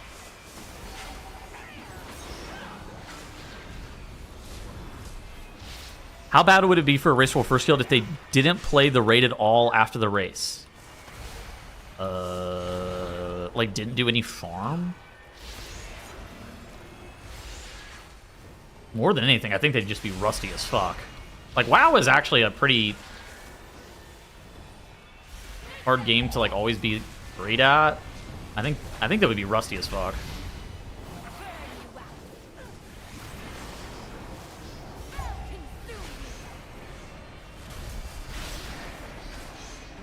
Oh my god, I'm dead.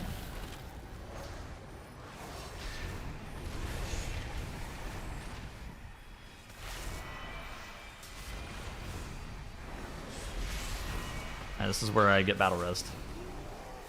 Wait, it doesn't kill me. Wait, it didn't even do that much damage. Wait, what the fuck?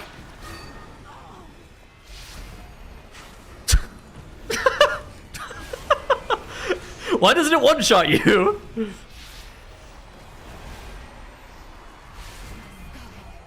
Still threatens. Damage down?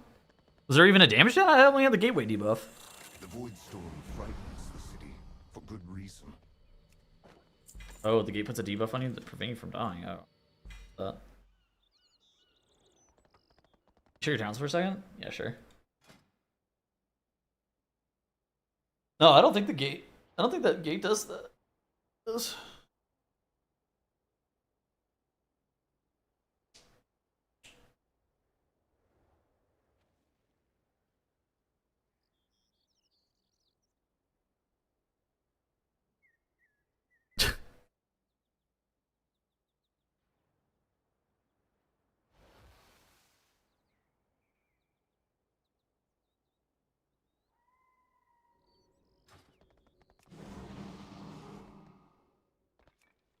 All right. Let me see. I think I'm out today. Out fo today.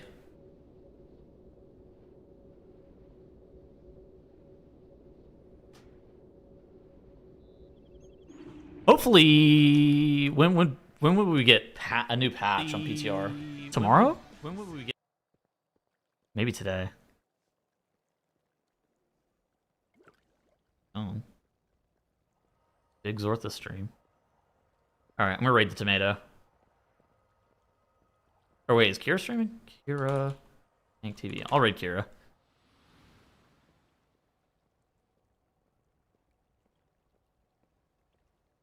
How do Chinese logs do so much damage? They're just fucking goated, bro. It's really high uptime on duplicates. I just raided Zorthus.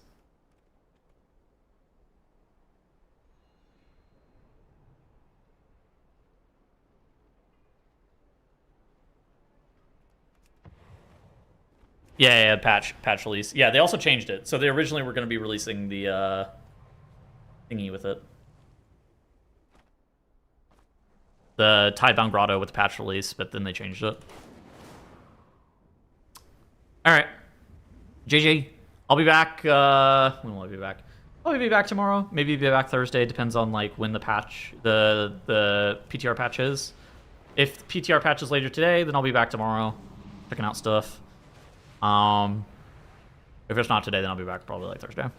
Beyond that, on my Patreon, there is a video about the first TGP. The video comes out on Thursday. GG.